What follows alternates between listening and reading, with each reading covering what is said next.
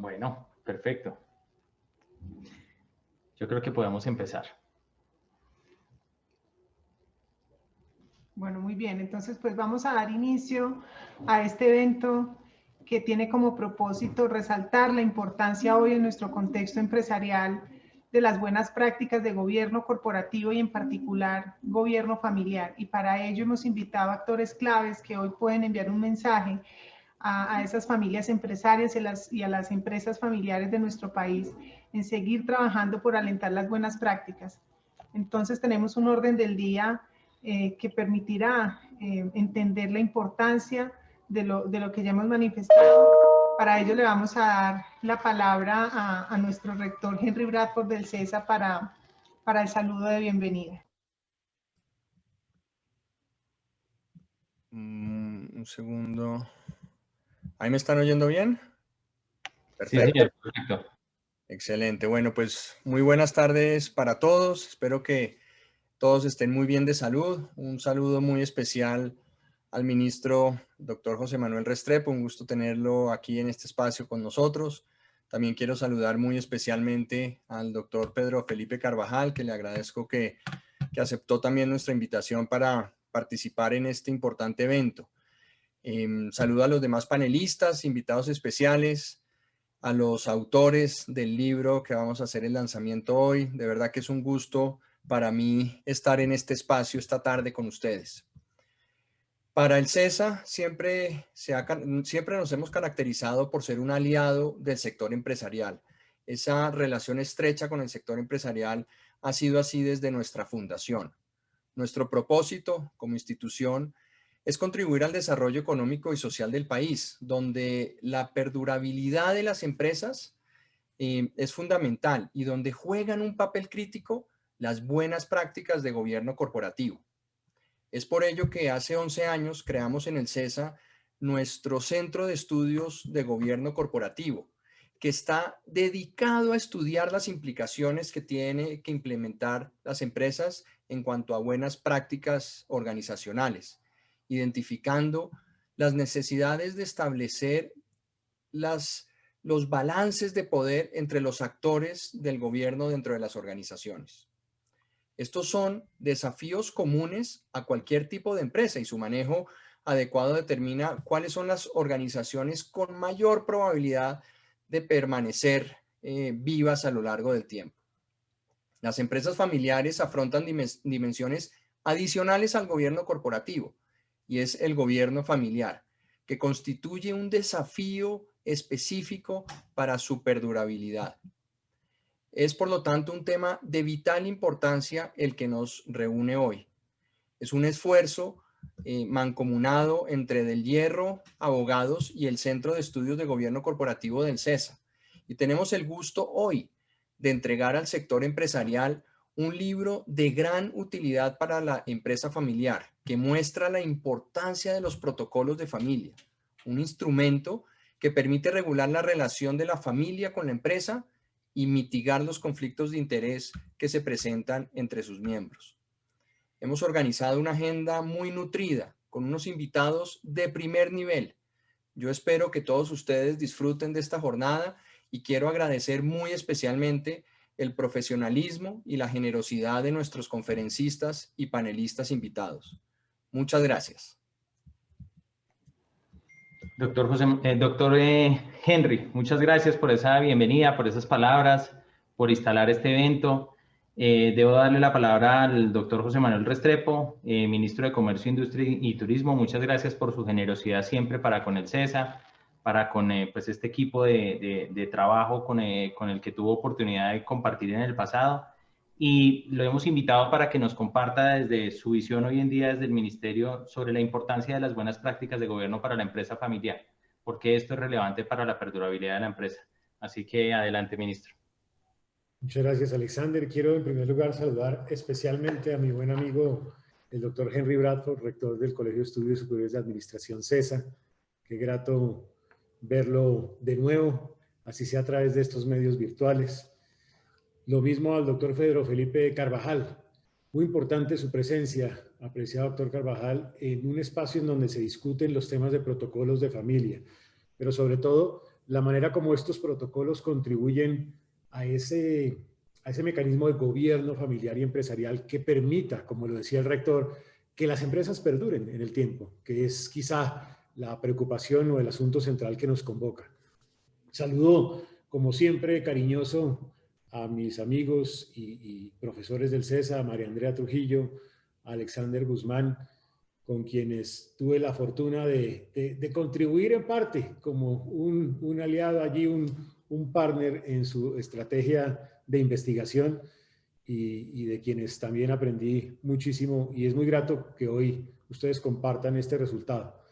Un saludo especial también a José Elías del Hierro, también buen amigo, quien se ha vinculado a este propósito, de esta producción intelectual en cabeza propia, y obviamente como del Hierro Abogados. Qué grato ver esta alianza entre una firma de abogados, una universidad, de tal manera que, y una empresa, de tal manera que entre todos se abordan los temas que son hoy centrales. Veo muchos invitados amigos. Da vergüenza no saludarlos a todos, pero saludo especialmente a Marta Sánchez, a María Eugenia Rey, Brandon, a todos los integrantes del Foro de Presidentes, porque veo varios del Foro de Presidentes, su presidente Víctor Hugo también. En fin, tantas personas que me daría más bien pena no saludarlos a todos. A varios profesores del CESA y a los integrantes del cuerpo de lectores, también veo a varios aquí presentes. Yo quiero arrancar haciendo una primera reflexión que creo que es pertinente cuando se entrega un libro. Y aquí José Elías, Alexander, María Andrea le están entregando este libro a la sociedad. Dicen que en la vida hay 3 motivos de realización personal. El primero de ellos es tener un hijo, el segundo es sembrar un árbol y el tercero es entregarle un libro a la sociedad. Y creo que los aquí presentes, los autores presentes, son prolíficos en los 3. Entonces, quiere decir que han cumplido con ese sueño de realización humana. Pero hoy no nos convoca una realización humana solamente, nos convoca una realización institucional. Y yo tengo que felicitar al CESA, particularmente a este Centro de Estudios de Gobierno Corporativo, por el acontecimiento de esta publicación intelectual, por sus más de 10 años ya de trabajo, de estudio, de impacto en la sociedad, y porque pusieron de presente un tema que, si bien era un tema de discusión en el mundo empresarial, yo creo que en Colombia fue de los primeros que empezó a construir frontera de conocimiento. Y empezó a construirla en escenarios no tradicionales, las empresas de familia, por ejemplo. O empezó a construirlo en escenarios no tradicionales como las instituciones educativas o las fundaciones o los microempresarios. Y siento que es muy importante el abordaje de este asunto. Hoy, con un buen amigo, hacíamos referencia a qué importante poder contribuir al mejoramiento de la capacidad de gobierno que pueda tener un microempresario, un pequeño empresario. Y tan pronto la invitación, apreciados rectores, cómo desde el mundo de la academia se puede contribuir a que esos micro y pequeños empresarios que han venido sufriendo tanto en medio de la pandemia puedan tener instrumentos que les ayuden a superar momentos difíciles desde sus órganos de gobierno corporativo. Yo creo que hoy estamos frente a un aporte de país. Los protocolos de familia como un aporte a los temas de gobierno corporativo. ¿Cuántas empresas no han tenido que enfrentarse a la realidad de construir sus protocolos de familia? ¿Cuántas no han fallado en ese intento? Y cuántas otras, cuando se hace bien, les ha permitido lograr unos periodos de perdurabilidad en el tiempo. Yo he tenido la fortuna de estar en juntas directivas de sectores empresariales familiares, y sin duda alguna uno nota la diferencia cuando se acerca a una empresa que tiene ya adecuadamente formulados sus protocolos de familia. Y yo celebro que el CESA no solamente está participando en esta producción intelectual, sino que está tomando un papel cada vez más protagónico con sus egresados, con sus consultores, en la construcción de protocolos de familia. Yo lo celebro también porque siento que aquí hay un ejemplo de lo que significa hacer investigación aplicada a investigación pertinente. Con mucha frecuencia nos quedamos en la discusión de las investigaciones que son valiosas, que son muy importantes, pero que muchas veces se quedan en investigación que no transita el valle de la muerte. Normalmente las investigaciones se quedan en la producción de conocimiento, pero no transitan ese valle de la muerte a tener la capacidad de innovar. Y ustedes, a través del Centro de Estudios de Gobierno Corporativo, han innovado. Y lo han hecho, además, en una dinámica de integración entre el mundo de la academia, entre el mundo de las preocupaciones de política pública y entre el mundo de la empresa. Yo celebro ese esfuerzo. Es grato comprobar que el CESA hoy en su tarea de investigación está logrando que esa investigación se haga con pertinencia, con relevancia. Pero creo que es igualmente grato el hecho de que este instrumento va a ser valioso especialmente, y no solamente para la gran empresa, para la micro, la pequeña y la mediana empresa. Alexander decía, ¿por qué este tema es importante desde el punto de vista de política pública? Porque yo sí estoy convencido que hoy Colombia necesita contribuir a perfeccionar, a mejorar la tarea de un micro y un pequeño empresario. Y este puede ser un instrumento para lograrlo. Y eso no significa que esos micros o pequeños empresarios se gradúen de micro o de pequeño empresario, sino que se pueden graduar de mediano y más adelante de gran empresario. Pero transitar a ese escenario necesita de instrumentos de gobierno corporativo más pertinentes, más eficaces, mejor diseñados. Luego, lo que hoy estamos asistiendo es a un verdadero aporte a la construcción de tejido empresarial de país. Es sin duda primero un aporte al desarrollo, porque todas estas estrategias contribuyen a la estabilidad y a la consistencia al interior de las empresas. Es un aporte, como lo ha dicho el rector, a la supervivencia empresarial. Tenemos absolutamente claro que el tránsito a la segunda generación y a la tercera generación también es muy difícil en la mayoría de las empresas, en la gran mayoría de las empresas. Y que una de las razones por las cuales no se transita a perdurabilidad en la segunda y en la tercera generación justamente es por las dificultades en materia de gobierno corporativo, y allí los protocolos de familia son uno de los instrumentos para lograrlo. Los conceptos de Toyotas y similares que han transitado muchas generaciones y algunos otros se dan en parte, en gran parte, cuando hay instrumentos de gobierno adecuado. Y en tercer lugar, y yo creo que esa es una razón que nos convoca de nuevo a este propósito de política pública, porque instrumentos como el que estamos compartiendo o que están ustedes compartiéndonos en el día de hoy son el camino a la sostenibilidad empresarial, a la sostenibilidad empresarial comprensiva. Y este no es un tema menor. Me encontré recientemente con el artículo 333 de la Carta Política que dice cómo la actividad económica y la iniciativa privada son libres dentro de los límites de ese bien común. Para su ejercicio es importante reconocer que la libre competencia es un derecho de todos que supone responsabilidades. Yo creo que esa libertad de empresa, ese propósito de construcción de libre mercado, se ordena siempre desde la responsabilidad empresarial, desde el compromiso con el bien común, y uno de los caminos para lograrlo es mejorar los instrumentos de gobierno. Con el presidente Duque nos dimos a la tarea de diseñar una estrategia de política pública que tuviera en consideración los temas de sostenibilidad empresarial, y diseñamos varios caminos. Uno de ellos, por ejemplo, es empresas comprometidas con el cambio climático, y hay una apuesta integral de programas y proyectos para que las empresas caminen en esa dirección, y entre otras, además, rector, y creo que ese es un tema importante hacia el futuro, lograr con el concurso del sector empresarial parte de esa meta que el presidente ha señalado para el 2030 en el marco del Acuerdo de París, y es lograr que alcancemos el 51% de reducción en gases de efecto invernadero, y eso necesita el concurso del sector productivo. Pero además de eso está el compromiso también con la economía circular. Ese es otro compromiso de sostenibilidad, de reusar, reciclar, reutilizar, en fin, esas estrategias que utilizan las empresas en este nuevo momento de la historia.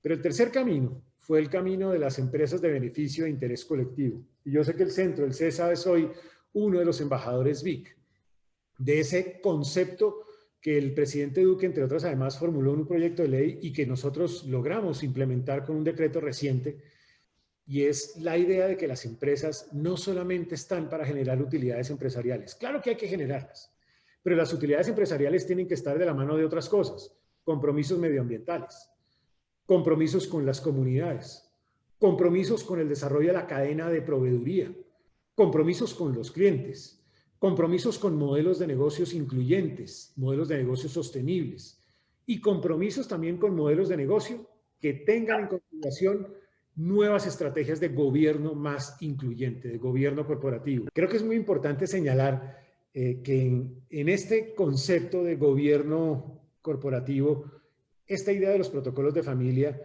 juega un papel importante y juega un papel importante de cara a ese también propósito de nación, que es lograr las empresas de beneficio e interés colectivo. Hoy, instrumentos como este son valiosos en primer lugar para los temas que nos convocan en la política pública, para promover el emprendimiento. Porque uno de los caminos para llegar a emprender, sin duda, son esas empresas familiares. Y esas empresas familiares necesitan de instrumentos como el que se está compartiendo en el día de hoy. Ya lo dije, alrededor de la sostenibilidad. En adición, hoy creo que la reactivación de nuestro país necesita de este tipo de empresas debidamente ordenadas con capacidad de innovación. Cuando uno tiene protocolos de familia adecuados, cuando uno tiene a través de ellas un mejor gobierno, tiene empresas mucho más resilientes y empresas que mejor se adaptan. Así que creo que este libro llega, diría yo, a la pepa de la problemática de muchos negocios en nuestro país, porque facilita la creación de nuevos negocios. De la misma manera, logra avanzar en temas de perdurabilidad en las empresas. Hoy, sin duda, necesitamos instrumentos como los que nos convocan en el día de hoy en la frontera del conocimiento, para que podamos, entre otras, además, ayudarle a este tipo de organizaciones a armonizar las relaciones entre los integrantes de la familia, entre ellos y la propia empresa, a apropiarse también de externalidades positivas del involucramiento familiar, porque sin duda el involucramiento familiar puede ser útil cuando es adecuado, cuando es ordenado. Esa externalidad positiva del involucramiento familiar, por ejemplo, también se relaciona con que este tipo de organizaciones suelen tener cierta visión de largo plazo y un mayor nivel de compromiso. Eso hay que aprovecharlo, pero se aprovecha mejor cuando hay protocolos de familia adecuados. También permite salvaguardarse de dinámicas equivocadas. Cuando uno tiene protocolos de familia apropiados, evita disputas o elimina el riesgo de disputas. Elimina el riesgo de ausencias de claridad en la relación entre las personas de la familia y el negocio en particular. Evita también caer en liderazgos, llamémoslo únicos o ciertamente egoístas. Evita también esas dificultades que se suelen generar en los senos de las familias, de celos de una u otra parte de la familia. Lo importante es que aquí ustedes están entregándole al país un instrumento que da respuesta a estas problemáticas de tal manera que lo hace con transparencia y con equidad. Y eso me parece que es digno de ser destacado. Yo creo que este es un buen momento para felicitar a José Elías, también a María Andrea y también a Alexander, porque el equipo que ha trabajado este texto, este libro, lo ha hecho con mucho rigor, con detalle, con profundidad. Tuve la fortuna de leer lo que no han tenido seguramente los aquí presentes, anticipadamente el texto. Creo que le entregan al sector empresarial un documento que permite entender las ventajas de desarrollar esos protocolos de familia como un mecanismo para lograr un mejor gobierno familiar y corporativo. Armoniza, entre otras, la relación de familia y la empresa. Incrementa, como ya lo dije, las probabilidades de supervivencia. Y siento que además es un complemento ideal a la historia prolífica que ha tenido el Centro de Estudios de Gobierno Corporativo del CESA, que se ha dedicado a producir libros con valor agregado en el sector empresarial, porque tienen además la virtud de que ustedes resaltan buenas prácticas, abordan temas relevantes del día a día, en temas de juntas directivas. Por ejemplo, yo celebro ese esfuerzo que han venido haciendo para lograr equidad de género en las juntas directivas, y eso hay que decírselo al país. Me parece que es muy valioso ese esfuerzo. Aborda también temas de relevación de información financiera y no financiera, y también aborda los temas de códigos de buen gobierno a nivel de país y a nivel de empresa. Creo que además contribuye a que con instrumentos como este, como ya lo dije, llenemos esa frontera del conocimiento en el entramado empresarial, particularmente en este caso de empresas de familia. Así que yo espero que los aquí presentes, que saben más que yo en esta materia, puedan compartir de mejor manera la reflexión que hace el libro Protocolos de Familia, su relevancia como mecanismo de gobierno familiar y empresarial, y espero que los empresarios aquí presentes presten especial atención a las discusiones y a las conclusiones que se derivan del libro y sin duda lo tomen como una herramienta útil de buenas prácticas de gobierno corporativo, que ha sido la gran preocupación del CESA por muchos años. Celebro además ese esfuerzo de liderazgo que ustedes están teniendo en nuestra nación en materia de gobierno corporativo, y ojalá, Alexander, María Andrea, José Elías, que sean muchos libros más y muchos libros de los cuales nuestro sistema empresarial se nutra y permita y contribuya a esa preocupación de seguir creciendo, de generar empleo, de construir equidad y en este caso particular en estos momentos de reactivación económica. Muchas gracias. Señor ministro, coautor, amigo, muchas gracias por la generosidad en esas palabras y sin duda, como lo mencionaba el señor ministro, el CESA como escuela de negocios líder en el país se debe al sector empresarial desde el mandato misional y en particular en nuestra tarea sustantiva de hacer investigación, pero hacer investigación conectada con la realidad empresarial es uno de las metas y del trabajo que día a día nos empecinamos a hacer. Y muestra de ello es tener hoy a el Grupo Carvajal en cabeza de su presidente, Pedro Felipe Carvajal, para que nos comparta cómo una compañía líder, ícono en el país, con involucramiento familiar desde su fundación hasta la actualidad, ha sido capaz de trascender fronteras, de volverse un grupo multilatino, líder en su industria, pero sobre todo mostrando algo como contraintuitivo a lo que se discute, y es que la familia es capaz de dirigir una compañía por muchos años, pero esa dirección no se da de manera espontánea, esa dirección se da con intención y con la conciencia de apalancarse en buenas prácticas para que finalmente cumplamos ese propósito de ser sostenibles en el tiempo. Una empresa que cree además en la equidad de género en sus juntas directivas, que se ha acercado también a los esfuerzos que estamos haciendo desde el CESA, que mencionaba el señor ministro, y que está incorporando cada vez más mujeres a sus juntas directivas. Una empresa que siempre ha estado en la frontera de las prácticas organizacionales. Por eso una invitación tan pertinente, y agradecemos la generosidad de estar aquí, Pedro Felipe, compartiendo la experiencia de Carvajal en este escenario. Así es, entonces tenemos a continuación el caso Carvajal, fortaleciendo el vínculo familia-empresa a través del buen gobierno corporativo y familiar. De nuevo, muchas gracias por estar acá y le damos la palabra a Pedro Felipe. Muchas gracias. ¿Ahí me escuchan bien? Sí, perfecto. Ok. Muy buenas tardes para todos los presentes. Buenas tardes, señor ministro José Manuel Restrepo. Buenas tardes, señor Henry Bradford, rector del CESA. A los panelistas, a los moderadores, a los invitados especiales y, por supuesto, a los autores. Para mí es un verdadero honor el poder acompañarlos el día de hoy a compartir con ustedes lo que nosotros denominamos nuestra Carta Magna, y es el protocolo familiar.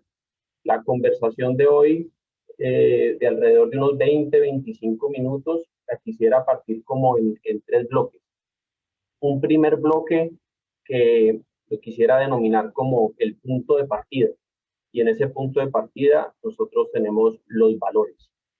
Un segundo bloque son los elementos claves del protocolo nuestro, y ahí compartir un poquito, digamos, lo que hemos venido construyendo desde que se formalizó el protocolo en el año 99. Y un tercer bloque que creo que es de la mayor importancia, y es el protocolo en acción. Y ahí ilustrar con algunos ejemplos cómo nosotros pasamos del PowerPoint al Power People y al Power Action, porque lo más importante detrás de todo esto es que se viva el protocolo y obviamente se respete, digamos, lo acordado y se cumpla lo acordado. Entonces, antes de iniciar con los 3 bloques, rápidamente hablar un poquito de la historia, de lo que hoy es Carvajal, de 3 grupos que interactúan en una empresa familiar multigeneracional, y ahí arrancamos a desarrollar cada uno de estos bloques.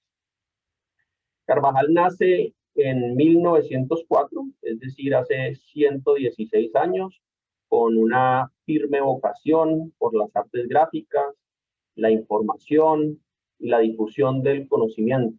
En la actualidad tenemos 16,000 colaboradores focalizados en 3 sectores: un sector industrial, un sector inmobiliario y un sector de tecnología. Hoy la familia está compuesta por 312 personas, incluyendo a la familia política. Tenemos 4 estirpes o ramas familiares y ya estamos hoy en la 6ª generación. En mi caso personal, llevo 20 años trabajando en la empresa. Pertenecí 5 años al Consejo de Familia y antes de asumir la presidencia corporativa estuve liderando la filial de empaques que tenemos en la organización. Entonces, ahorita entremos a hablar de los 3 grupos que les mencionaba, que creo que son muy importantes entender cada uno de estos grupos. El primero, la familia. El segundo, la propiedad. Y el tercero, la empresa. La separación de actividades, la interacción entre estos 3 grupos y la claridad de sus fronteras resulta esencial para poder desarrollar un buen protocolo familiar. En nuestro caso, la familia se gobierna a través de un consejo de familia conformado por 10 miembros escogidos por la asamblea de familia que representan todas las ramas. Ese consejo de familia se reúne todos los meses. La empresa se gobierna a través de una junta directiva central y unas juntas directivas de cada uno de los sectores que les acabo de mencionar. Esa junta central está compuesta por 9 directores principales que elige la asamblea de accionistas. Y aquí me parece importante hacer 2 comentarios que creo que son relevantes. 5 de esos 9 directores, es decir, la mayoría, son externos o independientes. Esto lo consideramos como una buena práctica del gobierno corporativo.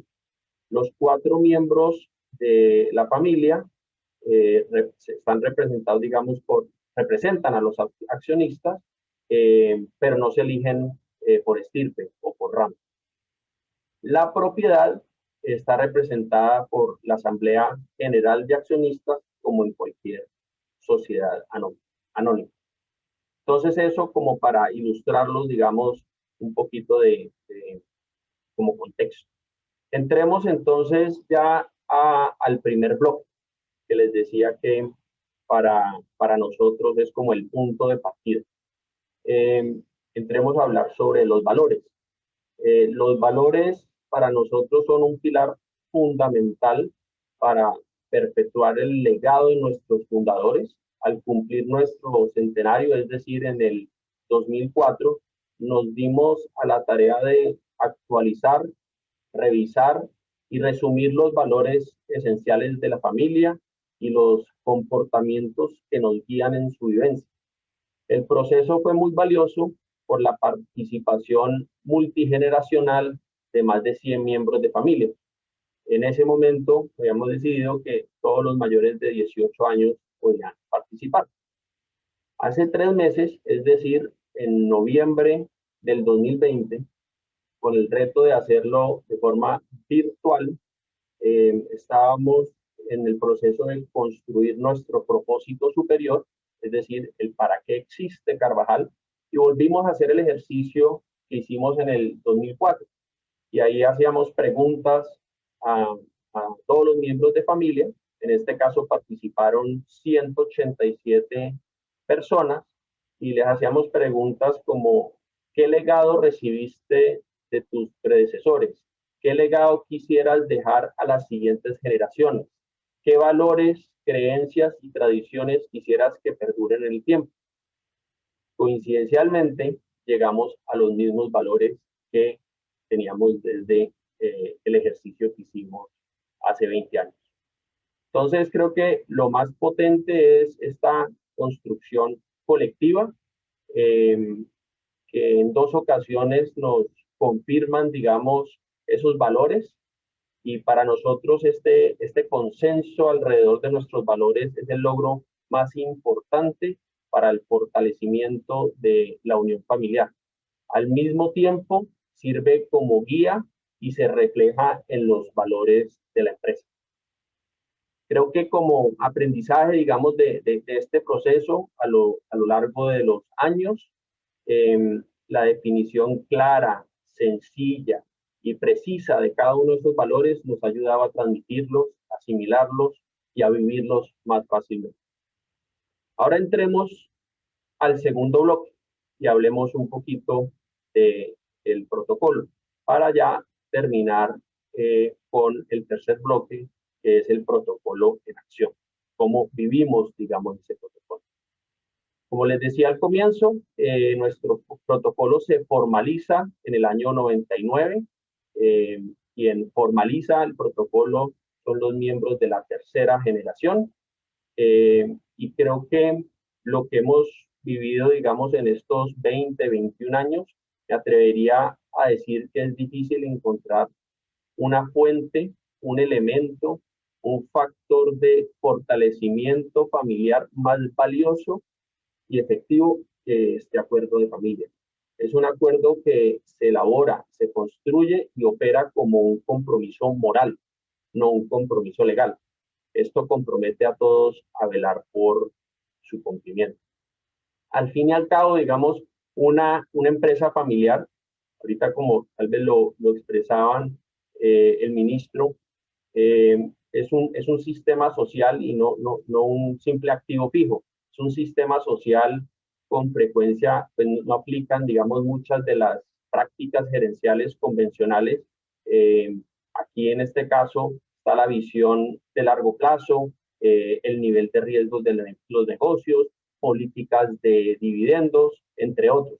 Y tienen, digamos, sus diferencias y sus particularidades. El protocolo es una manera muy efectiva de poder anticiparse a este tipo de retos y también, como lo decían, a conflictos potenciales antes de que ocurran. Es un conjunto de normas y reglas que nos permiten funcionar con armonía. No es para crear restricciones ni limitaciones. Y ahí yo les diría que como aprendizaje, porque aquí creo que no hay una receta única, ese protocolo puede ser de una página o puede ser de 100. Lo más importante es que se viva y se cumpla. En un muy buen libro, escrito recientemente por Dennis Jaffe, él estudia y analiza la evolución de las empresas familiares centenarias y coincide con los autores del libro que hoy estamos presentando sobre la importancia del Consejo de Familia como máximo órgano de decisión del protocolo de familia. Como les decía al comienzo, para nosotros el protocolo familiar es la Carta Magna, es el acta que solemniza el acuerdo a cuyo cumplimiento nos obligamos moralmente y tiene como dos grandes objetivos. Uno, la integridad de la organización Carvajal y el segundo, la unidad de la familia. En ese proceso de construcción y de desarrollo del protocolo es muy importante poder tener discusiones y diálogos que sean francos y que sean abiertos. Se deben afrontar todos los temas, aún si son temas difíciles o potencialmente conflictivos. Y algo que creo que es muy importante, nosotros lo hemos aprendido a lo largo, digamos, de estos 20 años, es que no se puede imponer. Tiene que ser algo parecido, digamos, al ejercicio que les compartía de los valores, donde tiene que ser una construcción colectiva. Un aspecto que siempre ha sido, digamos, un desafío para nosotros es la nivelación en la educación y conocimientos. Si unas personas conocen mucho más sobre empresas familiares o sobre la misma organización y entran a discutir con un grupo de personas que tienen menos conocimiento, algunas veces se vuelve un reto porque los niveles de conocimiento son diferentes. Esta nivelación en conocimientos es muy importante porque a nosotros, por naturaleza, nos gusta el debate y nos gusta la discusión. Entonces, cuando se construyen consensos, después de discutir, disentir y dar espacio a los puntos de vista, se facilita el proceso de implementación, se logra un mayor nivel de compromiso y se asegura el cumplimiento de las políticas. Hemos tratado también de involucrar a las nuevas generaciones a través de diferentes programas, incluyendo a la asistencia de foros, seminarios, también invitándolos a participar en juntas directivas. Es fundamental formar a esos futuros accionistas. Tratamos de también mantener contacto con expertos y consultores. Aprovechamos mucho las afiliaciones como Family Business Network, que seguramente muchos de ustedes conocen. También asistimos a muchos programas y nos gusta aprender y compartir experiencias con familias del mundo entero. También me parece importante compartirles que tenemos un veedor del protocolo familiar. Hoy Francisco Piedradita, a quien muchos de ustedes conocen, es la persona encargada de vigilar el cumplimiento de los acuerdos del protocolo. Es una persona de toda la confianza de la familia, con mucho seniority, con mucha experiencia y respeto y sin vínculo laboral con la organización. El protocolo es un documento vivo, como se los decía hace un rato, y una de las responsabilidades del Consejo de Familia es mantenerlo vivo. Esto no se trata de una simple actualización. La familia cambia, el entorno cambia, las circunstancias también son cada vez más cambiantes y debemos de asegurar la continuidad en el diálogo y en la interacción constructiva. Un reto permanente es educar a la familia sobre cuáles son sus derechos y cuáles son sus deberes. Los beneficios y privilegios que tenemos siempre deben estar acompañados de responsabilidades y de obligaciones. Entonces ahí cerramos el segundo bloque y damos entrada, digamos, al tercer bloque de poner el protocolo en acción. Tal vez lo primero es decirles que el Consejo en los últimos años ha venido trabajando muy fuerte y se creó un perfil con 5 competencias para aspirar a ser miembro del Consejo de Familia. También el desempeño de los miembros de familia se hace con una evaluación de 360 grados. Recientemente, liderado por el presidente del Consejo, Bruno Carvajal, se hizo un ejercicio de planeación estratégica y se definieron 4 ejes a trabajar durante los próximos años: unión familiar, educación, comunicación y protocolo del lado, digamos, de acuerdos que debemos de seguir fortaleciendo hacia adelante. Algunos ejemplos. Arranquemos por unión familiar. Un ejemplo de unión familiar es una reunión que hicimos en el 2018, donde asistieron 230 personas. Al comienzo les decía que hoy somos 312 personas. De esas, más o menos el 25% vive por fuera del país. Entonces, el tener una asistencia de 230 personas creo que fue muy importante. Y se aprovecha esa visita de todas estas personas, van a conocer algunas de las plantas de producción, hacer un recorrido por los diferentes programas de la Fundación Carvajal, y también para los niños hacemos una especie como el campo de verano que lo denominamos Carvacamp. Es algo, digamos, muy especial porque pues la familia hoy se ha venido creciendo y, como les decía, muchos viven por fuera de Cali y de Colombia, entonces pues muchos inclusive aprovechan para conocerse. Otro pilar es la comunicación. Digamos, se trabaja mucho sobre factores fundamentales para construir confianza. Ahí tenemos una página web, también tenemos una publicación semestral muy bien editada que permite a todos mantenernos actualizados sobre asuntos de familia de la empresa. También nos ajustamos, digamos, a la realidad, lo que hoy, digamos, nos exige, digamos, la nueva realidad. Entonces tenemos página de Facebook, tenemos Instagram, tenemos grupos de WhatsApp y hasta eventos de TikTok. Eso es todo un reto para nosotros los que ya estamos al borde de los 50. Como presidente, también debo presentarle a la familia un informe detallado 2 veces al año de los avances más relevantes. El año pasado, como se imaginarán, fue un año especial y ahí nos reunimos 4 veces de cara a presentarles a la familia, digamos, cómo estábamos navegando durante esta pandemia y qué medidas estábamos tomando para salir fortalecidos. Entonces, digamos que eso es, digamos, del lado, digamos, de los pilares que creo que son muy relevantes de cara, digamos, a esa estrategia que se ha definido.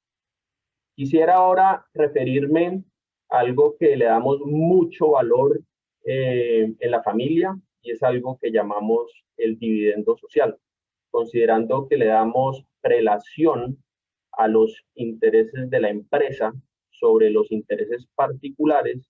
Es necesario proveer a la familia con las condiciones mínimas de bienestar.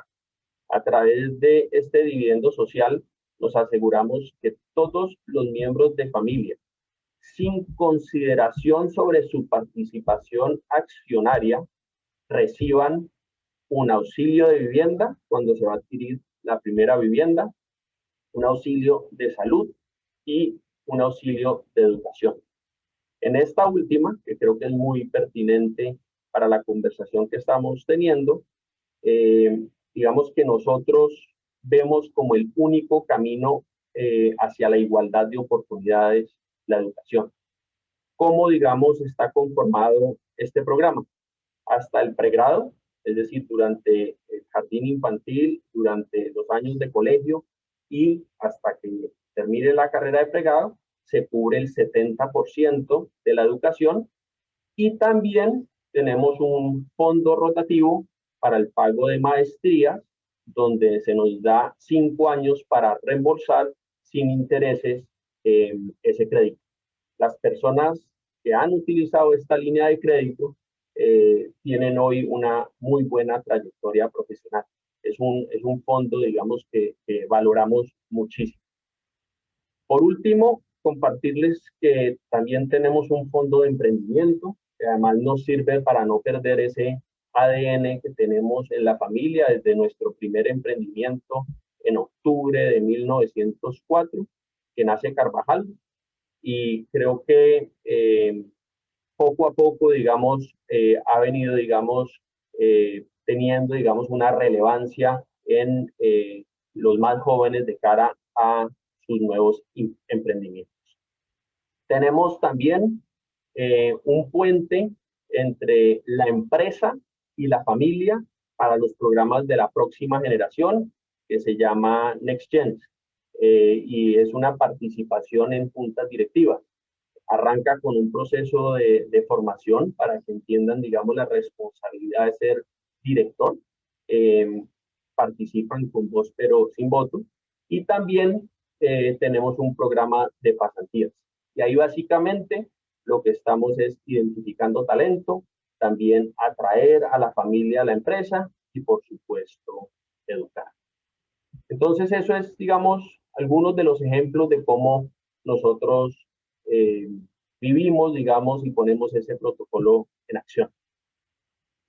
Ya cerrando, tal vez les quisiera compartir 2 ejemplos muy sencillos de lo que podríamos llamar el legado trascendente. Ayer tuve junta directiva y por la mañana muy temprano me despedía de mis hijas porque tenía que asistir a un comité que arrancaba a las 7 de la mañana, entonces tenía que salir para la oficina y me despido de ellas y las 2 se despiertan y una me dice que te vaya muy bien en tu examen, porque me habían visto pues que los últimos días había estado muy dedicado al examen que tuve ayer a lo largo del día, y la otra me dice que no te vayan a corchar. Y cuando llego a la hora de la comida, el tema central de la conversación es cómo te fue en tu examen. Entonces, al final, digamos, lo que a mí me tocó vivir de niño es lo que ellas están viviendo en este momento, y eso es a través del ejemplo que este legado trascendente sigue para las próximas generaciones. También les comparto un mensaje que recibí esta mañana, entonces aquí lo voy a buscar. Este mensaje es de un sobrino que hace parte del programa NextGen, y al asistir a su primera junta directiva, Luis David toma nota y expresa lo que sintió. Entonces aquí les voy a leer, este es un mensaje, como les digo, de esta mañana. La primera reunión del comité fue en la sala de juntas principal en Santa Mónica, aquí en Cali. Era la primera vez que yo entraba y recuerdo que al ver los cuadros de Alberto, Manuel y Adolfo, sentí una emoción que en ese preciso momento describí como la de un jugador de tenis cuando llega por primera vez a Wimbledon. Y alrededor suyo ve las fotos de las leyendas que han pasado por ahí. Y una vuelta alrededor detallando los cuadros e imaginando las reuniones que habrían pasado por esa misma sala. La suma del esfuerzo de su trabajo y el de muchos otros que no están en cuadros en la sala nos han traído hasta acá. Es admirable. Ahora es nuestro turno de sumar esfuerzos, pensé. Y después sigue el mensaje. Pero creo que pues esto es de esta mañana y el otro ejemplo es de ayer cuando salía a tomar mi examen. Entonces creo que es la forma como nosotros tenemos, digamos, vivo en nuestro ADN ese legado trascendente. Resumiendo, podría identificar 5 factores claves que nos han permitido preservar el legado familiar. Un sólido sistema de gobierno en la empresa y en la familia, y ahí el protocolo juega un rol protagónico. Vivir y transmitir los valores de la familia y hacer que se reflejen en principios y valores de la organización. Espíritu de innovación y adaptación al cambio. Fe en el futuro. Nunca se ha alterado, digamos, la práctica de reinvertir buena parte de las utilidades, y ya que si tomamos un promedio de los últimos 40, 50 años, es cerca del 70%, ni siquiera en los periodos de incertidumbre por guerras, crisis económica, inestabilidad política o pandemia. Un sentido de responsabilidad social, es un vínculo, digamos, estrecho con la comunidad a través de la Fundación Carvajal, y me parece importante compartirles que hoy el mayor accionista de la organización, con el 23% de la propiedad, es la Fundación Carvajal, que ahí la familia encausa en forma metódica las contribuciones sociales que hace la organización de acuerdo con sus posibilidades. Hacia adelante, con el crecimiento de la familia y la atomización de la propiedad, tenemos un desafío muy grande. Al mismo tiempo tenemos una familia global que, como les decía, ya el 25% de los miembros viven por fuera de Colombia. Entonces esos son retos que permanentemente a través de nuestro gobierno corporativo estamos construyendo y conversando. No quisiera terminar sin hacer un reconocimiento muy especial, tal como lo hizo el ministro, a los autores del libro. Es un libro muy completo, también tuve el privilegio de leerlo y está muy bien documentado. Va a ser un aporte muy valioso para las empresas familiares. Muchas gracias. No, muchísimas gracias, Pedro Felipe, por esa generosidad, por compartirnos hoy el modelo de gobierno corporativo y de gobierno familiar del Grupo Carvajal, que sin duda no es inmediato. Eso ha recorrido un camino y ha implicado unos aprendizajes, y nos quedamos con eso. Cómo la empresa familiar es un legado para las futuras generaciones, y concebir la empresa familiar como un legado implica trabajar día a día para ello. Factores como la educación, el liderazgo, la convicción, el tema que resaltaba de formación de los miembros de la familia, porque la familia cambia, cambia el mercado, cambian las condiciones, hay incertidumbre, pero si se tiene conciencia de eso, sin duda se pueden apalancar las compañías y las familias empresarias en esos mecanismos que les permiten no eliminar la incertidumbre, pero sí gestionarla apropiadamente. Entonces este modelo sirve de referente y es referente para todas las compañías, empresas familiares de nuestro país, que pueden algunas estar en las primeras etapas, pero que con la convicción podrían llegar a contar con un modelo tan robusto de gobierno corporativo y familiar, que como lo mencionaba, no es un mecanismo estático, es un organismo vivo, y que esa vida también la imprime la misma dinámica de la compañía y la convicción que tienen hoy los Carvajal, ese sentimiento, ese componente intangible, esa riqueza socioemocional de la familia hace que exista un incentivo a seguir trabajando para seguir logrando esos grandes hitos que ha logrado el Grupo Carvajal y ser referente en el país. Entonces, de manera de todo corazón, muchísimas gracias por la generosidad de nuevo y por compartir ese modelo con todos los asistentes en la tarde de hoy. Bueno, María Andrea lo deja uno sin palabras después de esa excelente resumen y como reseña del caso Carvajal. Para todos los que trabajamos en los temas de gobierno corporativo y familiar, Carvajal es un orgullo como empresa, es un orgullo cómo la familia ha logrado conciliar y potenciar lo que es el negocio familiar. Así que muchas gracias por esa generosidad de venir a compartir esto en el marco del lanzamiento de este libro. Muchas gracias a ustedes por la invitación. Muchas gracias, Pedro. Bueno, vamos a seguir entonces. Antes de pasar al panel y de acuerdo con la agenda que tenemos, les vamos a hablar brevemente, como antojarlos un poco del libro. Esa es la intención en este momento. Un libro que encontró pues dos aliados naturales, el equipo del Centro de Estudios en Gobierno Corporativo y el equipo del Hierro Abogados. Y nos dimos a la tarea de, como lo hemos mencionado desde el principio, de proveer una investigación que sea totalmente aplicada y responder esa pregunta genuina que tienen los empresarios. Bueno, ¿cuándo debería ser el momento para una compañía preguntarse en comenzar a implementar o a construir un protocolo de familia? ¿Qué es un protocolo de familia? ¿Cuáles son esas particularidades de la empresa familiar que hay que considerar a la hora de establecer un mecanismo de gobierno familiar como un protocolo?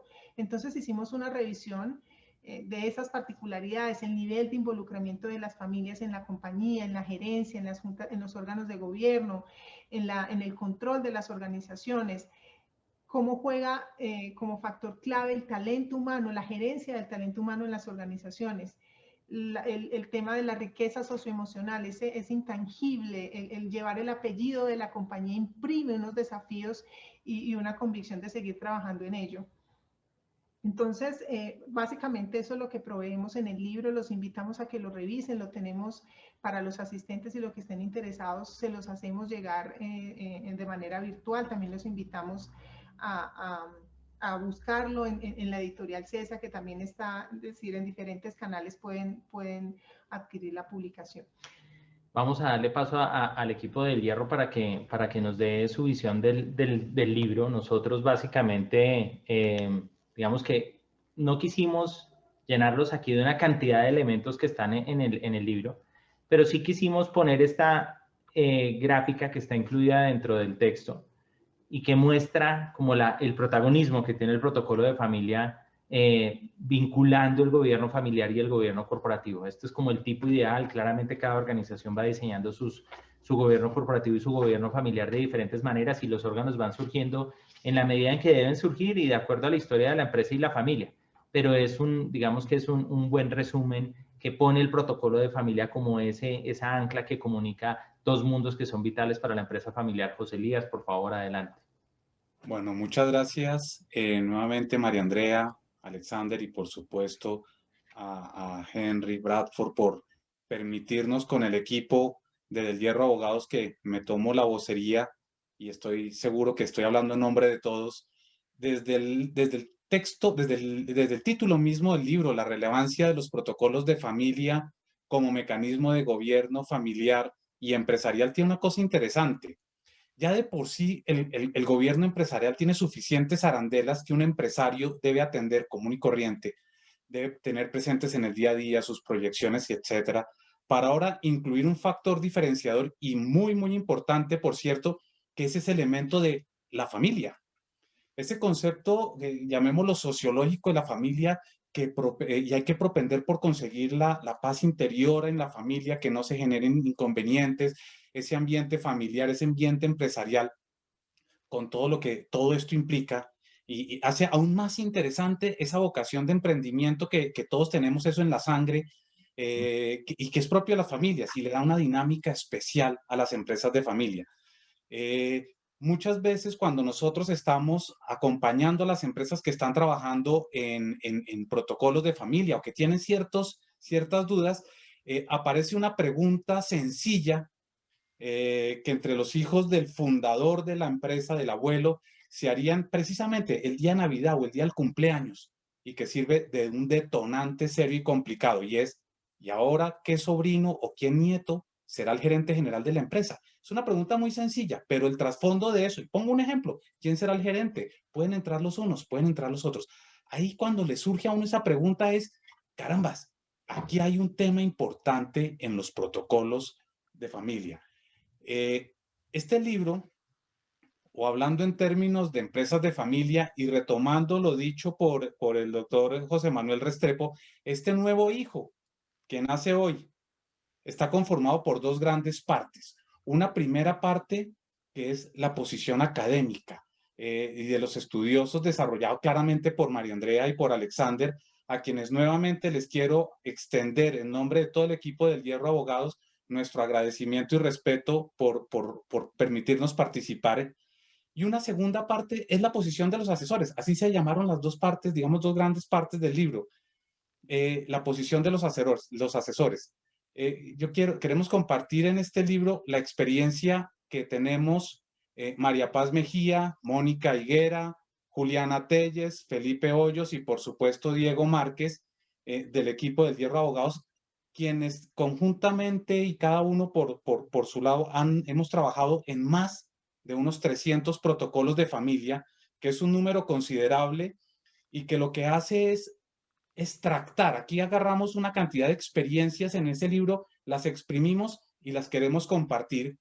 Y podemos llegar a decir una cosa muy sencilla. El gobierno de familia tiene un encanto que proviene precisamente de lo que es la familia. Y retomando lo que decía el doctor Carvajal, en el libro lo mencionamos como el mensaje del abuelo, sus valores, sus principios, ese aspecto cultural, esa riqueza sociológica que viene de cuna y que se va pasando de generación en generación y que marca la diferencia de una empresa, exclusivamente una empresa, a una empresa familiar. Ese tema, y me encanta ese ejercicio que hace el doctor Carvajal de hacer en el año pasado, y qué son los valores y qué fue dejando. Ahí lo encontramos, el mensaje del abuelo. El mensaje del abuelo es fundamental, hay que pararle muchas bolas y ese es uno de los tantos mensajes que desde el punto de vista práctico nosotros como asesores planteamos en el libro. En la parte de esa que se menciona la posición de los asesores, nos propusimos que en cada título de cada uno de los capítulos respondiéramos a una inquietud de los empresarios, a quienes venimos acompañando en el largo caminar de este proceso de los protocolos de familia. Y son preguntas como, ¿cómo gestionar el conflicto? ¿Cómo vinculamos o desvinculamos del protocolo a miembros de la familia? O la otra pregunta que sale en la primera o segunda reunión, ¿los protocolos de familia sí son legalmente vinculantes? Son una serie de preguntas, estas son 3 preguntas que se me vienen a la memoria de lo que está escrito en el libro y que claramente van a aparecer a lo largo de esta participación que estamos haciendo. Por tanto, quiero nuevamente darle muchas gracias a todos y retomando al ministro, esperamos que este nuevo hijo les haga pasar buenas noches y si no los deja dormir, pues estamos a sus órdenes para conciliar sus sueños empresariales. Muchas gracias a todos y que aprovechemos estas charlas que vienen a continuación. José Elías, muchas gracias. Maravilloso. De verdad a José Elías, pero a Juliana, que fue la primera que nos marcó el camino y nos puso a trabajar en esto con su entusiasmo. María Paz, que nos metimos en el trabajo de campo a profundidad y estuvimos en sitios muy interesantes en Manizales. A Diego por ese entusiasmo con el que abordó todas las reuniones. A Felipe y a Mónica por ese seniority en este trabajo y esa seriedad con la que se hicieron las cosas, les agradecemos enormemente. Vamos a pasar entonces a la parte del panel, si les parece, que es un panel muy, muy interesante el que vamos a tener hoy.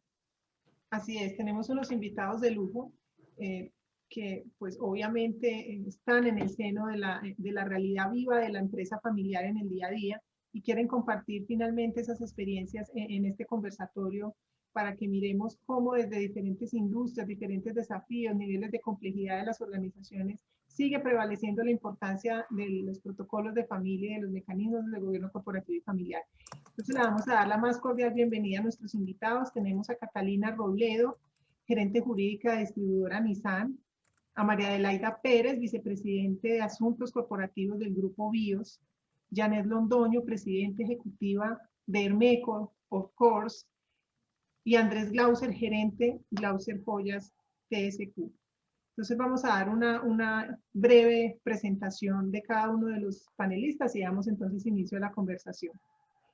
Catalina Robledo es actualmente la gerente jurídica del grupo empresarial Bardi, el cual está conformado por 6 empresas y cuya controlante es distribuidora Nissan. Es abogada de la Universidad Javeriana con un máster en leyes de la Universidad de California, Berkeley, y un máster en Derecho Empresarial de la Universidad Católica de Ávila en España, y estudios en Business Management en Australia, con 20 años de experiencia profesional como abogada corporativa y 10 años como secretaria general de grupos empresariales y sociedades de varios sectores, donde ha tenido la oportunidad de implementar políticas de gobierno corporativo a través de su participación en las juntas directivas y las asambleas de accionistas. Igualmente, Catalina ha participado en la elaboración de acuerdos de accionistas y protocolos de familia, y en general ha sido responsable por la correcta aplicación de todas las normas societarias y corporativas necesarias para el buen funcionamiento de las empresas de las que ha sido parte.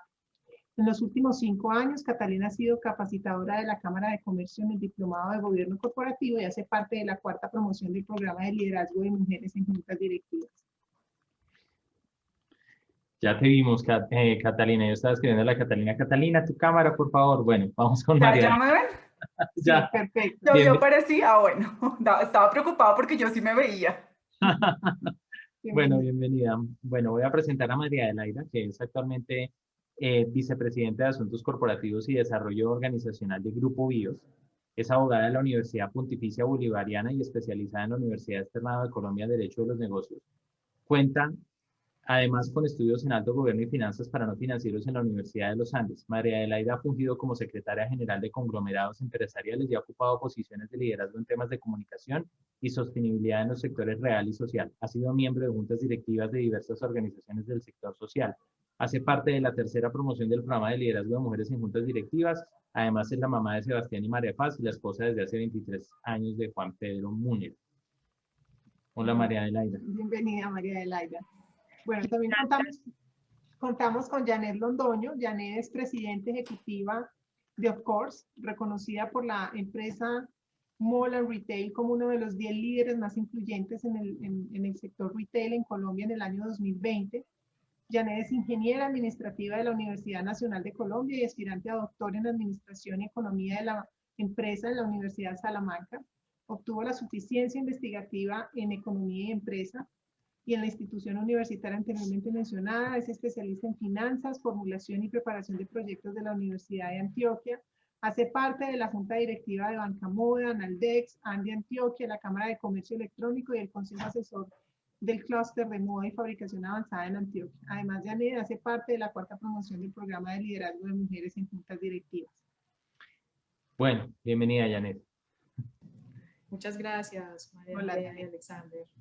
Finalmente vamos a presentar a Andrés Glauser, no menos importante y no menos relevante en este panel. Andrés Glauser Tobar es ingeniero industrial y egresado de la Universidad de los Andes.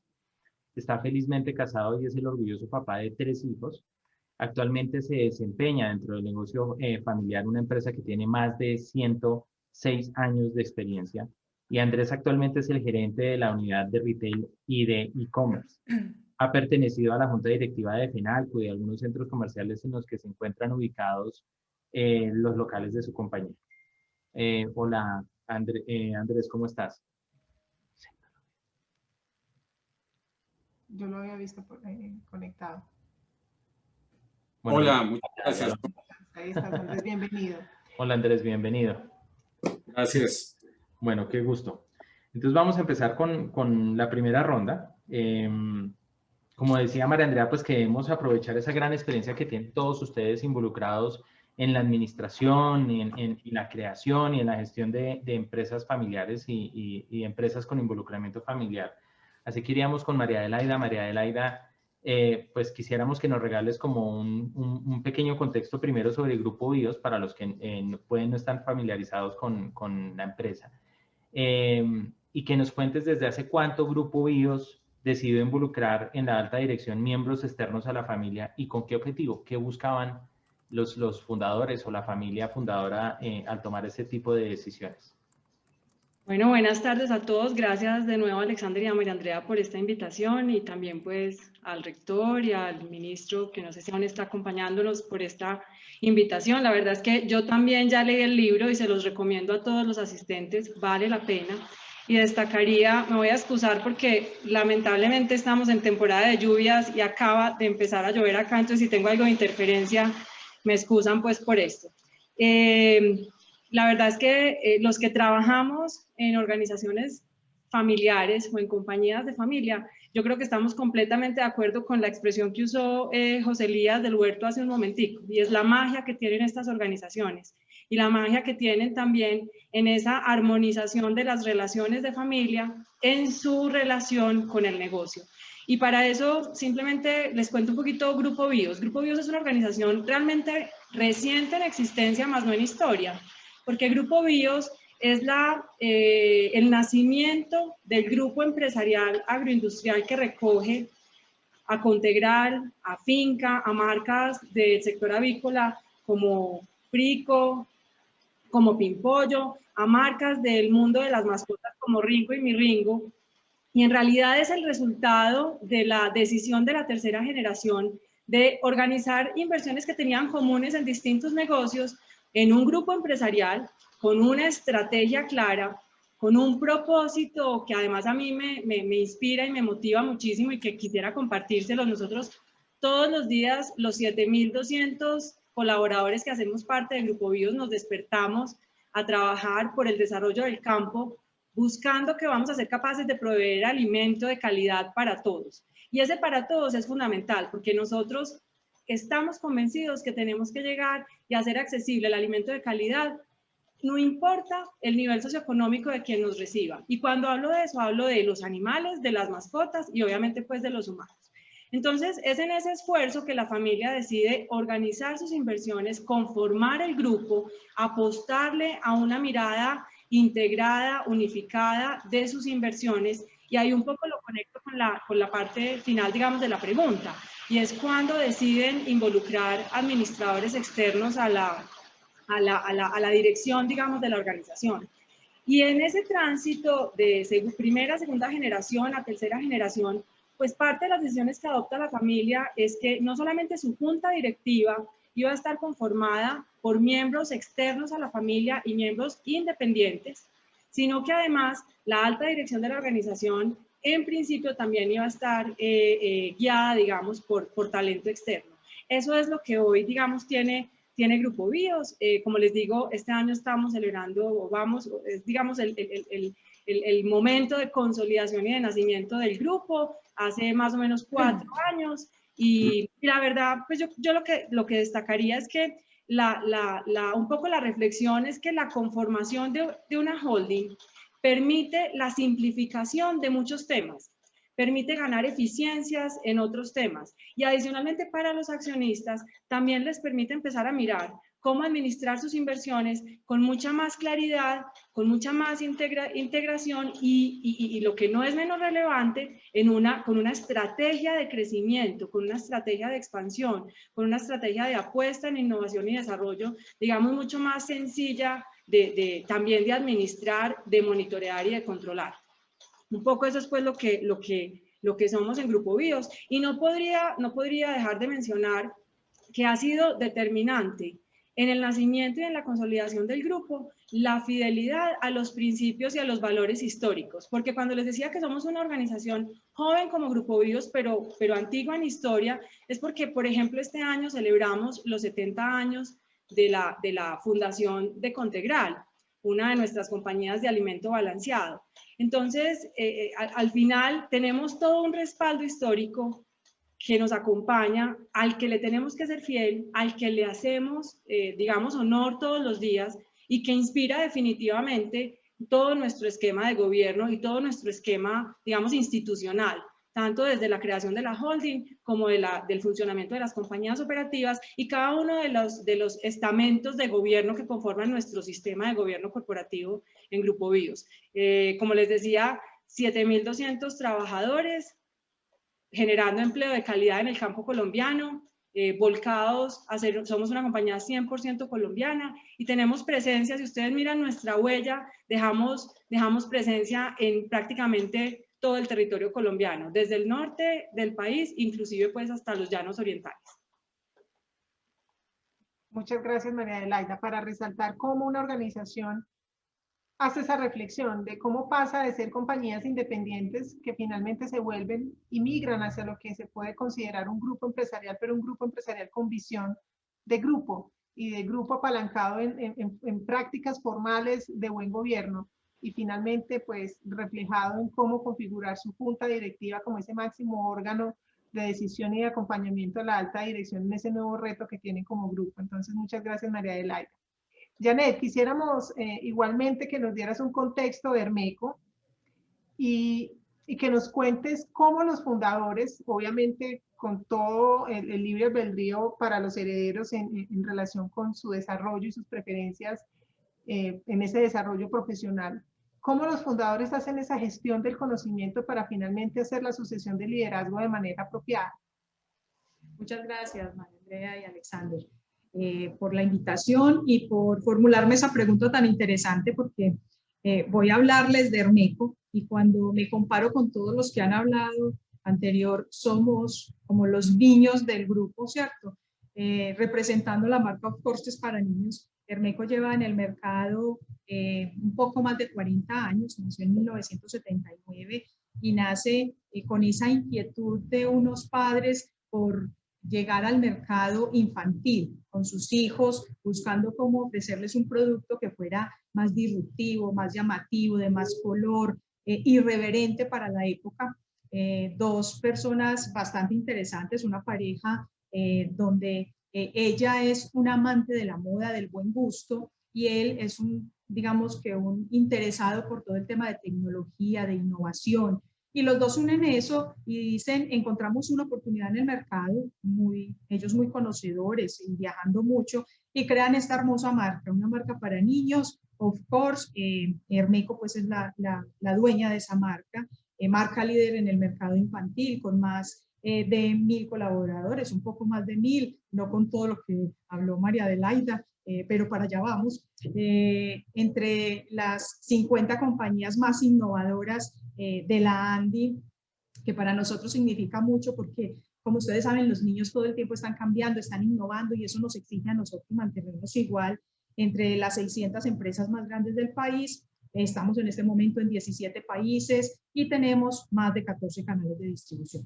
Esto es, grosso modo, lo que es Of Course. Nace de esta pareja. Y esta pareja en esa inquietud en el 2002 se van a uno de sus cursos porque siempre les gusta estarse estudiando, van a la Universidad de Kellogg y se vienen con la inquietud de qué vamos a hacer con nuestra compañía. O sea, queremos la perdurabilidad, queremos que esta marca permanezca, pero ¿cómo nos vamos a enfrentar a eso? Con sus dos hijos, pues ya digamos que había nacido la marca para poder vestir a sus hijos, y empiezan a ver a sus hijos que nada del mundo textil les interesa, o sea, que este sector no era para ellos. Encuentran que sus hijos lo que quieren estudiar es música, sostenibilidad, todo el tema de comida saludable. Entonces dicen, venga, esto no es para nuestros hijos, ¿qué vamos a hacer? Y empiezan a formularse, digamos que esa inquietud, trabajan con la Universidad de los Andes, con varias universidades empiezan a consultar y definen que van a crear un comité ejecutivo de grandes profesionales enfocados en las áreas más importantes del negocio. Traen ese comité ejecutivo, lo contratan en Hermeco, traen la persona experta en la gerencia financiera, en la gerencia de marca, en la gerencia comercial, la gerencia de tecnología, de la cadena total de abastecimiento, y en este comité ellos empiezan a transferir su ADN, porque creo que lo más importante es eso, el ADN de los fundadores, y es ese ADN de una marca que sea innovadora, de una marca que sea irreverente, que piense siempre en el consumidor, que ese sean como sus valores de color, de diversión.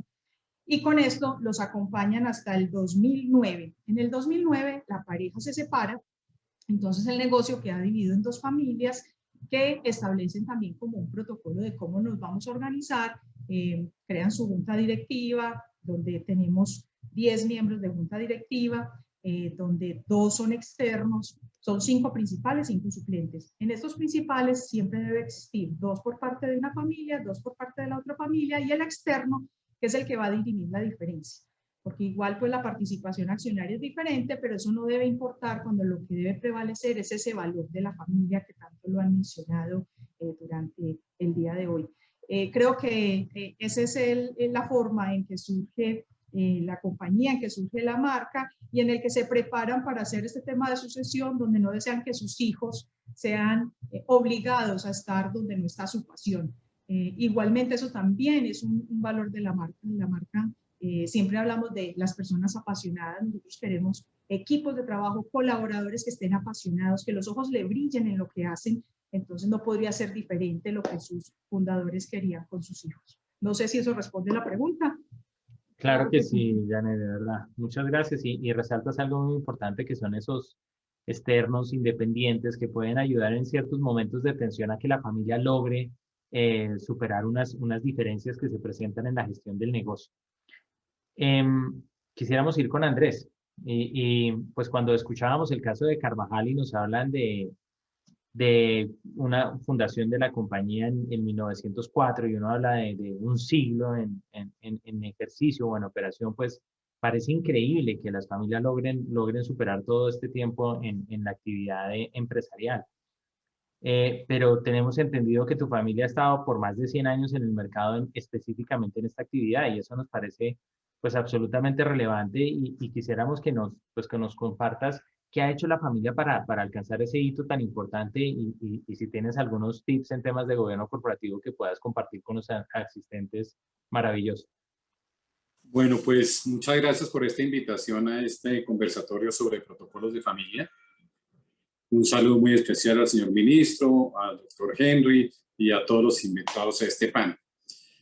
Cuando me preguntaron qué ha hecho la familia para mantenerse durante 100 años, claramente hay un tema que pensando nos ha mantenido, que es la unidad de la familia. La unidad de la familia ha sido como la base para conservar, digamos, todo el desarrollo de las empresas durante estos 106 años. Sin embargo, tengo que decir que en el caso nuestro, nosotros suscribimos este protocolo de familia, lo cual lo recomiendo muchísimo recientemente. Y dentro de las características que se han mencionado, aunque no hay una receta única, sí quiero resaltar 3 elementos que han sido muy importantes para el caso nuestro. El primero es la creación, sin duda ninguna, del Consejo de Familia. Es ese canal de comunicación que hay entre la empresa y la familia. En nuestro caso está conformado por miembros de la tercera, de la cuarta y hoy en día de la quinta generación. Quisimos darle una fuerza muy relevante a la quinta generación y en ese Consejo de Familia está en la primera generación naturalmente, estamos en la segunda generación y está de forma muy activa incluso más miembros de la quinta generación. Eso nos ha funcionado muy bien porque nos ha permitido que las consultas que se tengan sobre todos los temas empresariales, no sea la reunión familiar, no sea el cumpleaños, no sea la Navidad, sino precisamente que estos, digamos, requerimientos, estas dudas, estas ganas de conocer el negocio de la empresa, no se dé en un ambiente familiar, sino se dé en un ambiente que es este consejo donde se llevan todas estas inquietudes y cada miembro puede solicitarlo y dependiendo del tema que quiera llevar, pues digamos, se escoge no solo los miembros que van a asistir, sino algunos invitados externos, lo cual pues da claridad a uno de esos requerimientos que cada uno de estos pueda tener. El segundo que quiero resaltar, muy importante, ya lo ha mencionado, es que nuestra junta directiva también incorporamos asesores externos. En este momento nuestra junta directiva son 3 miembros de la familia y 2 asesores externos. Esto es también muy importante y relevante porque yo creo que los asesores externos primero deben gozar de la credibilidad de todos los miembros de la familia, lo cual es importante. Y número 2, yo creo que ayuda a moderar mucho las discusiones al interior de la familia y a bajar ese aspecto emocional que es inherente. Tener emociones es absolutamente normal en el ser humano. El tema es que hay que aprender a manejarlas. Y yo creo que dentro de este concepto los asesores externos ayudan a ese concepto de manera muy favorable.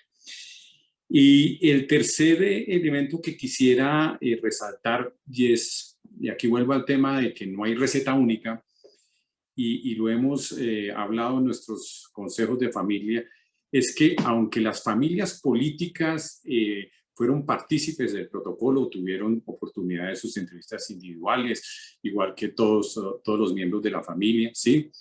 Nosotros, en nuestro caso particular, nunca hemos permitido que las familias políticas trabajen dentro de la empresa. Creo que ya de por sí el solo hecho de los manejos emocionales que pueden tener las familias al interior con sus conflictos más o menos, sí, llevarlos al ámbito empresarial me parece que puede ser complicado. Como digo, hay empresas que lo manejan divinamente en ese sentido, no hay receta única, pero en el caso nuestro creo que ha sido un componente importante. Lo otro que me parece que quisiera resaltar es que todas estas nuevas generaciones siempre vienen con ideas frescas, quieren conocer pues más de cerca y opinar un poquito de lo que se está haciendo. El año pasado fue un año muy difícil para todos y particularmente para el grupo nuestro, y de forma acelerada se dio todo el tema de digitalización, virtualización y todo el famoso tema de e-commerce, manejo de redes sociales, etcétera, etcétera. Y aquí creo que el tema de las generaciones venideras pues nacieron con el chip más que los que estamos, como decía alguien, por el lado arribita de los 50, que no nacimos con este chip inicial, pero que nos ha tocado de forma acelerada entenderlo y vivir y convivir con él. Para tal efecto, entonces, y para darles una forma de ser más participativos, ¿sí? Creamos unos comités donde los involucramos, que es el Comité de Innovación y Tecnológico, donde siempre tienen ideas y ven experiencias de otros comercios, ven experiencias de otras empresas que es interesante resaltar, entonces los pueden. Y lo otro que ya también lo había mencionado es que estas generaciones son muy conscientes de todo tema de responsabilidad social, y es un comité de responsabilidad social que va ligado íntimamente a todos los temas de medio ambiente, a la responsabilidad social como tal de la empresa, al de dar empleo, al de por qué estamos en estas empresas trabajando, ¿sí? Todo el tema que tiene que ver con sostenibilidad, que también es una característica muy importante. Y estas nuevas generaciones de verdad que tienen, digamos, una conciencia muy, muy relevante al respecto. Entonces, creo que para terminar y resaltar, creo que los protocolos, el eje central en la familia, sin duda ninguna, el consejo de familia es esencial. Creo que hubo una pequeña interferencia. Creo importante entonces que en estos protocolos se ayudan a discutir temas muy sensibles dentro de las empresas, como lo mencionaba José Elías, que es quién va a ser el nuevo gerente, ¿sí? Y dentro de esas discusiones, pues hay que dar discusiones en cuanto a experiencia, en cuanto a preparación, en cuanto a si tiene las habilidades o no para el cargo. El solo hecho de ser hijo o miembro de familia, pues no daría el derecho de ocupar uno de los cargos per se. Entonces, esas discusiones se dan, son importantes. Creo que las nuevas generaciones deben tener las reglas claras, ¿sí? No es que el protocolo sea una camisa de 11 varas, ni mucho menos, pero sí es una hoja de ruta. Las nuevas generaciones especialmente tienen claro, digamos, cómo acceder en el caso nuestro. Y también otro tema importante que se dirime ahí es cómo es la transición de las generaciones viejas a las venideras y cómo manejar todo ese tema al interior de las familias. Muchas gracias, espero haberles contribuido en algo a la pregunta. Claro que sí, Andrés, muchísimas gracias. en 100 años de historia, pues son muchos los aprendizajes, pero nos quedamos en dos aspectos fundamentales. Primero, la ratificación de la importancia de los valores de la familia para que finalmente eso se vea reflejado en cualquier mecanismo de gobierno, es decir, si no hay convicción y si eso no refleja lo que finalmente espera y cree la familia, pues no tiene sentido. Y lo segundo es cómo finalmente las estructuras de gobierno no son estáticas, responden a los desafíos y a esa identidad y a ese carácter de las nuevas generaciones. Ejemplo que nos mencionabas del comité que responde a eso, que buscan esas preferencias que hoy tienen las nuevas generaciones en la búsqueda de esos objetivos. Yo le agregaría uno tercero y ese no hay talla única, que es súper importante. Es decir, cada familia tiene sus particularidades y cada familia deberá encontrar la manera de organizarse. Lo que sí es cierto es que pues no sé si cabe la frase, pero no es suficiente y no es digamos que una garantía que esté ese amor por la familia y demás, sino que necesitamos ayudarnos de unos mecanismos adicionales que finalmente en el momento en el que surja un conflicto, pues se pueda mediar y se pueda mantener esa armonía dentro de la familia y además la familia con la empresa. Es correcto. Bueno, muy bien, vamos con Catalina. Catalina, hoy eres la gerente jurídica del Grupo Bardi, obviamente donde se encuentra distribuidora Nissan. Y leyendo tu perfil, mirábamos la gran experiencia que tienes estructurando políticas de gobierno corporativo, protocolos. Cuéntanos un poco de la importancia que ha revestido estos instrumentos hoy para el grupo y para las compañías en general. Bueno, pues muy buenas tardes a todos. Muchas gracias por la invitación. Muy halagada de estar aquí compartiendo con estos panelistas y estos moderadores y todos estos invitados de tan alto nivel. Como les contaba María Andrea, actualmente soy la gerente jurídica de distribuidora Nissan. Esta es una empresa familiar que lleva más de 60 años en el mercado. Aún hay accionistas de primera y segunda generación y ha llevado a cabo un proceso muy importante de implementación de mecanismos de gobierno corporativo con miras a mantener la sostenibilidad de la compañía para las próximas generaciones, que pues como lo hemos visto a lo largo de las charlas es básicamente la finalidad de estos instrumentos. Ahora, en cuanto a la relevancia en general de la implementación de políticas de gobierno corporativo y la adopción de instrumentos como acuerdos de accionistas y protocolos de familia, creo que es importante tener en cuenta que alrededor de las familias empresarias, independientemente del sector de la economía en que se encuentren y del tamaño de la compañía, siempre hay preocupaciones que están relacionadas con la dificultad de conservar la interrelación que se genera entre propiedad familiar familia y empresa. Y precisamente para gestionar adecuadamente todas estas relaciones es que se estructuran todos estos documentos y estos acuerdos donde lo que se busca finalmente es definir las reglas que eviten futuros conflictos o donde se planteen soluciones a estos conflictos relacionados con el poder de decisión o con el poder económico, básicamente con la finalidad principal de que la familia, el patrimonio y la empresa perduren en el tiempo. Porque estos documentos se hacen pensando en las futuras generaciones. Estos documentos no se hacen para los que los suscriben únicamente, sino para las futuras generaciones que van a ser los accionistas de la empresa y en general en los demás stakeholders de las compañías.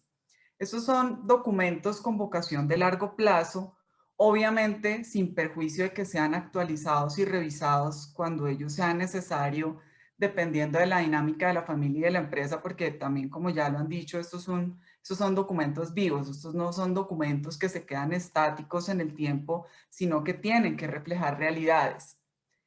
Los beneficios pues, derivados de estructurar estos acuerdos son, tal vez por un lado, la promoción del trabajo en equipo por parte de la familia, que todos tengan la claridad de que lo que se hace es en el mejor interés también de la compañía, también la fijación de reglas que faciliten el relacionamiento de la familia entre ellos y con la administración de la sociedad. Está también la generación de espacios de comunicación y confianza entre los miembros de la familia, que esto se hace tan necesario, sobre todo en los momentos en que surgen conflictos, y pues todos sabemos que los conflictos familiares se dan. Y finalmente, un elemento que a mí me parece trascendental, y es la transmisión de conocimientos, principios y valores desde la primera generación a su descendencia. Porque es muy común ver que después de la segunda generación tal vez se va perdiendo el interés por parte de los herederos en hacer parte de la empresa familiar, y lo que se busca muchas veces con estos documentos y estos mecanismos es preservar ese interés y que los herederos sigan siendo quienes sean parte de la familia, de la empresa. Uno podría decir pues que sería suficiente con constituir la sociedad simplemente cumpliendo con todos los requisitos legales, y así sería una entidad jurídicamente organizada, independiente, en fin. Pero cuando se trata de una empresa de familia, el simple hecho de cumplir con todos estos requisitos legales pues no la aleja de los conflictos familiares que se derivan de las distintas relaciones que se construyen en su interior y los intereses de diferente tipo que allí existen. Porque en una empresa familiar pues confluyen muchos temas. Allí hay, uno ve temas de derecho de familia, derecho de sucesiones, societario, comercial, sostenibilidad patrimonial, en fin, muchas cosas, más los intereses particulares de los socios. Entonces, pues claramente con todo este panorama se hace necesario tener diferentes instrumentos que aclaren y regulen todas estas relaciones. Y pues creo que ya como para finalizar y cerrar este punto, creo que los instrumentos de gobierno corporativo, los acuerdos de accionistas, los protocolos de familia, son todas herramientas jurídicas muy importantes para las empresas, independientemente de su tamaño, para que éstas logren que sus valores, su patrimonio y su legado en general puedan crecer y perdurar, y se fijen reglas claras y precisas sobre cómo proteger la propiedad de la empresa y las relaciones familiares. Y pues como hemos visto, todo esto claramente es en aras de proteger la sostenibilidad y la perdurabilidad de la empresa. Catalina, muchas gracias. Y decías cosas muy importantes como la posibilidad de transmitir valores y de transmitir, digamos que cultura a nuevas generaciones, y de mantener como esa característica familiar a través de estos mecanismos. Pues es un tema absolutamente fascinante eso que mencionas en el contexto empresarial. Y un punto que mencionaste crucial, que esto trasciende el tema de los mínimos legales. Es decir, una compañía puede estar reestructurada jurídicamente cumpliendo lo apropiado, pero esto trasciende eso. Es como finalmente me autorregulo. Eso es otra manera de mirar estos mecanismos de gobierno corporativo, más desde la voluntad de la familia y de la compañía hacia protegerse un poco más de esos niveles de incertidumbre que sin duda están expuestas todas las empresas. Vamos con esta segunda ronda de preguntas, pero para los que están interesados, que nos han escrito varias veces en el chat, pues nosotros hemos generado unos links, la editorial, nuestro editor ha generado unos links de acceso gratuito para las personas que están interesadas. Los que están conectados a todos les vamos a mandar su link, vamos a cruzar con las personas que finalmente se unieron a esta conversación y les haremos llegar por correo. Si no les llegan, nos escriben, no se preocupen y dicen, ¿dónde está mi link que no me ha llegado? O aquellos que tienen preferencia y les gusta más el texto impreso también, nos escriben, nos contactan y con mucho gusto les podemos hacer enviar el texto impreso para su biblioteca o mesita de noche. Exacto. Bueno, vamos con esta segunda ronda de preguntas, Andrés. Pues, me gusta como ese énfasis que le has dado a los temas de las emociones, del involucramiento familiar y de cómo eso es tan importante, que igual lo han resaltado los otros participantes, pero tú le has dado como un énfasis relevante al tema de las emociones y de la necesidad de manejarlas dentro de las familias. Entonces, ¿qué tan importante resulta ese manejo de las emociones en esas relaciones familiares? Y la diferencia de pensamiento entre las generaciones, porque pues tú hablabas de quinta generación y uno pues se imagina, para nosotros ya es un desafío ver a nuestro hijo en diferentes temas que uno no se alcanzaba a imaginar, o cómo ha cambiado, digamos que la manera como nos comportamos y como convivimos en sociedad en los últimos años. y tener tantas generaciones conviviendo, pues debe ser todo un desafío. Si nos puedes hablar un poco de eso en el contexto de la empresa familiar, te agradecemos. Claro, con mucho gusto. Sí, yo siempre recalcaba el tema de las emociones. Como decía anteriormente, las emociones es un tema inherente al ser humano. Se sienten y eso está bien. El que no tenga emociones, pues creo que está más del otro lado. Sí, pero el tema es que hay que aprender a manejarlas. Y aquí quiero comentar varias anécdotas que se han vivido al interior de la familia, o una anécdota en particular, que es que yo y Alexander tal vez lo hablaba con usted un momentico, la línea de respeto que se tiene de padre a hijo normalmente existe, hay excepciones naturalmente, pero siempre existe esa veneración por el patriarca, especialmente cuando se es hijo. Donde yo creo que las emociones y no cuidar la forma y el tonito, y muchas veces se puede tener razón de fondo, pero hay que cuidar la forma, ¿sí?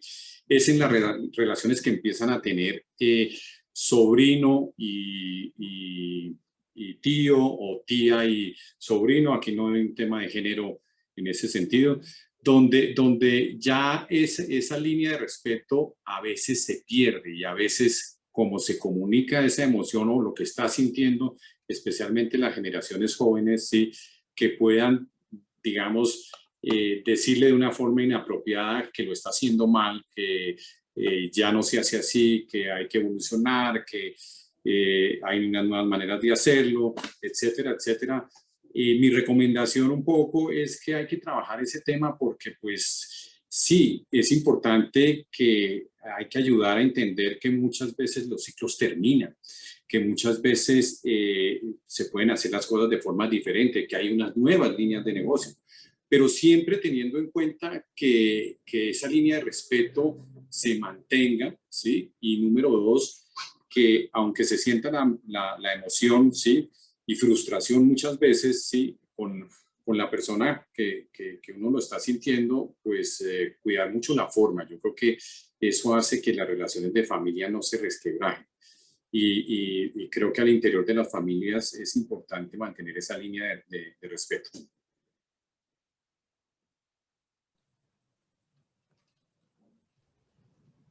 Muy bien, Andrés. Pues finalmente eso es un distintivo de las familias. ¿Cómo apalancarse en esas diferencias, en esa diversidad de emociones, pero para construir lo que se le asocia a las familias en relación con la riqueza socioemocional? ¿Cómo ese factor emocional que está en juego es importante y hay que tenerlo en cuenta sin duda? Y la comunicación asertiva entre las generaciones. Es que yo creo que es un desafío en toda familia en general, y si a eso le metemos en medio pues los temas del negocio y de la empresa familiar, pues es todavía mucho más demandante y temas a los que hay que prestarles especial atención. Así es. Muy bien, Catalina. Volviendo al tema de los protocolos, sabemos que el protocolo es un documento que tiene unas particularidades distintas, por ejemplo, a lo que son unos estatutos de una compañía. Si nos profundizaras un poco sobre la diferencia entre estos documentos, sería importante. Sí, y todos esos, digamos que... Documentos corporativos. ¿Qué hace especial este documento en particular? Correcto. Pues, bueno, claramente en la empresa pueden confluir varios documentos que regulan su funcionamiento. Algunos será obligatorio tenerlos por ley y otros serán acuerdos de voluntades privados, aunque con fuerza vinculante. Otros podrán ser solamente guías de buen manejo de la empresa. En fin, hay muchos documentos que están en la vida jurídica de la compañía. Ahora, es importante, obviamente, que exista una articulación entre todos estos documentos, tanto jurídicamente como en relación con la finalidad de la empresa y de la familia empresaria, porque allí hay no solo normas jurídicas, sino normas de sostenimiento a largo plazo de la empresa. Entonces, pues como tú lo mencionabas, tenemos, por ejemplo, los estatutos. Obviamente les voy a dar una reseña como muy breve de los principales documentos pues, que pueden estar rigiendo una empresa. Entonces, tenemos pues los estatutos, que estos son obligatorios en todas las compañías. En una será por escritura pública, en otra será por documento privado, pero pues en todas será obligatorio tenerlos. Esto es lo que llamamos el contrato social, donde se regula el marco de funcionamiento de la empresa y allí se establecen las reglas jurídicas de relacionamiento entre los socios y la sociedad y de esta con los terceros. Allí usualmente se recogen normas pues, que ya están en el Código de Comercio. Algunas de estas normas pueden ser modificadas estatutariamente, otras deben mantenerse tal como están en el Código por ser normas de orden público, es decir, que no se pueden modificar. Y pues estas normas que están en los estatutos son de obligatorio cumplimiento para todos los socios y administradores y en general pues para todos aquellos que hacen parte de la sociedad. Tenemos ahora el protocolo de familia. Este es un instrumento de carácter voluntario. El protocolo de familia no está regulado en la ley. Es diseñado para los miembros de la familia. Y en él lo que se busca es establecer unas pautas para abordar adecuadamente los problemas que suelen afectarlas por su particularidad de ser empresa de familia y que influyen en el desarrollo de los negocios sociales. En este documento se regulan las relaciones entre los diferentes miembros de la familia y la sociedad para garantizar la sostenibilidad y la continuidad de la empresa, que pues esto lo hemos venido reiterando, es una de las finalidades fundamentales del protocolo. Este acuerdo entre los miembros de la familia puede tener un carácter vinculante, es decir, ser de obligatorio cumplimiento para quienes lo suscriben, pero lo más importante del protocolo es el compromiso moral que genera para la familia, ¿sí? Obviamente, pues allí no se podrán pactar temas que vayan contra la ley o los estatutos, pero digamos que tienen una connotación muy distinta a la connotación jurídica que tienen los estatutos.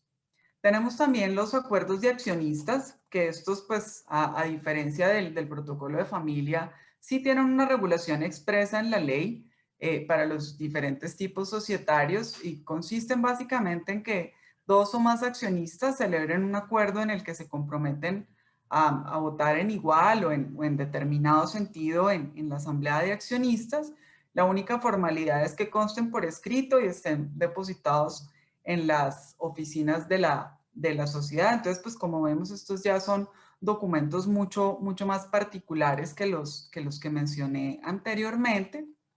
Y por último, podemos tener también los documentos que se diseñan en la compañía en desarrollo de las políticas de buen gobierno corporativo, como son, por ejemplo, el reglamento de junta directiva o los reglamentos de los comités de junta, y estos documentos son enteramente voluntarios y normalmente no son coercitivos, sino que buscan facilitar la gestión de estos órganos de administración. Entonces, creo que pues como a grandes rasgos estas serían las diferencias más significativas entre estos documentos que son los que usualmente rigen la vida de la sociedad. Maravilloso. Muchas gracias de verdad, Catalina, por ese, digamos que, por esa reseña. Esa precisión. Exacto. Y esa reseña de esos diferentes documentos tan importantes dentro del gobierno corporativo y su diferencia con el protocolo. Nos queda ya espacio como para dos preguntas y queremos aprovechar la experiencia de Janet y de María Adelaida. Voy a ir con Janet. Quisiéramos saber, Janet, si Hermeco cuenta con un código de ética y con rendición de cuentas a los diferentes grupos de interés. Y te preguntamos esto porque las familias exitosas regularmente tienen como unos apegos a esos conjuntos de valores con los que hemos hablado acá, pero es importante hacerlos explícitos. Y además tienden a relacionarse muy bien con los diferentes grupos de interés. Entonces, si puedes contarnos un poquito cómo funciona esto en el caso de la empresa en la que estás, sería maravilloso. Claro que sí. Para Hermeco es fundamental generar valor de manera ética y sostenible, y haciendo prevalecer no solo la rentabilidad económica empresarial, sino también la social, la política, la ambiental.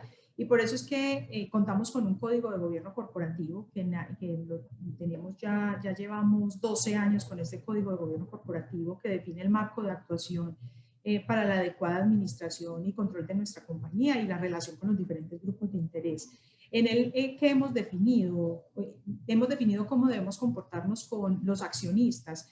En este caso, digamos que el relacionamiento con los accionistas principalmente es la asamblea, A ella llevamos el informe de sostenibilidad que llevamos 10 años bajo la metodología GRI, que nos permite poder comunicarle a la Junta el perfil de la organización, cuál es digamos que la gobernanza, cómo están las prácticas de adquisición, cómo está el tema de anticorrupción, de salud y seguridad en el trabajo, de formación y educación, de empleabilidad, o sea, todos los indicadores que nos permitan darle a los socios, a los dueños del negocio, un conocimiento general de cómo ha sido la gestión durante ese año. Luego tenemos el órgano de la junta directiva, que también tenemos ahí cómo debemos comportarnos y establecido, digamos que un protocolo o un código donde tenemos reuniones mensuales de junta directiva. La junta directiva también cuenta con 3 comités, uno financiero, el otro comercial y por último laboral, que nos permite durante el año tener unas 3 o 4 sesiones independientes. Tenemos el comité ejecutivo que también cuenta con un código plasmado dentro de este código de gobierno corporativo que sesiona una vez a la semana y tiene pues cuyo digamos que rol es poder seguir los lineamientos estratégicos y el seguimiento de lo que nos hemos comprometido con la Junta. Tenemos también ahí todo el tema de manejo de los empleados, de cómo debe ser nuestro ejercicio ético en cada una de nuestras actuaciones. Tenemos también el relacionamiento con los clientes y con los consumidores. Para nosotros son diferentes porque nuestros clientes no es el consumidor final, sino también nuestros clientes son las grandes superficies, los franquiciados, entonces tenemos que tener una forma de relacionarnos con ellos.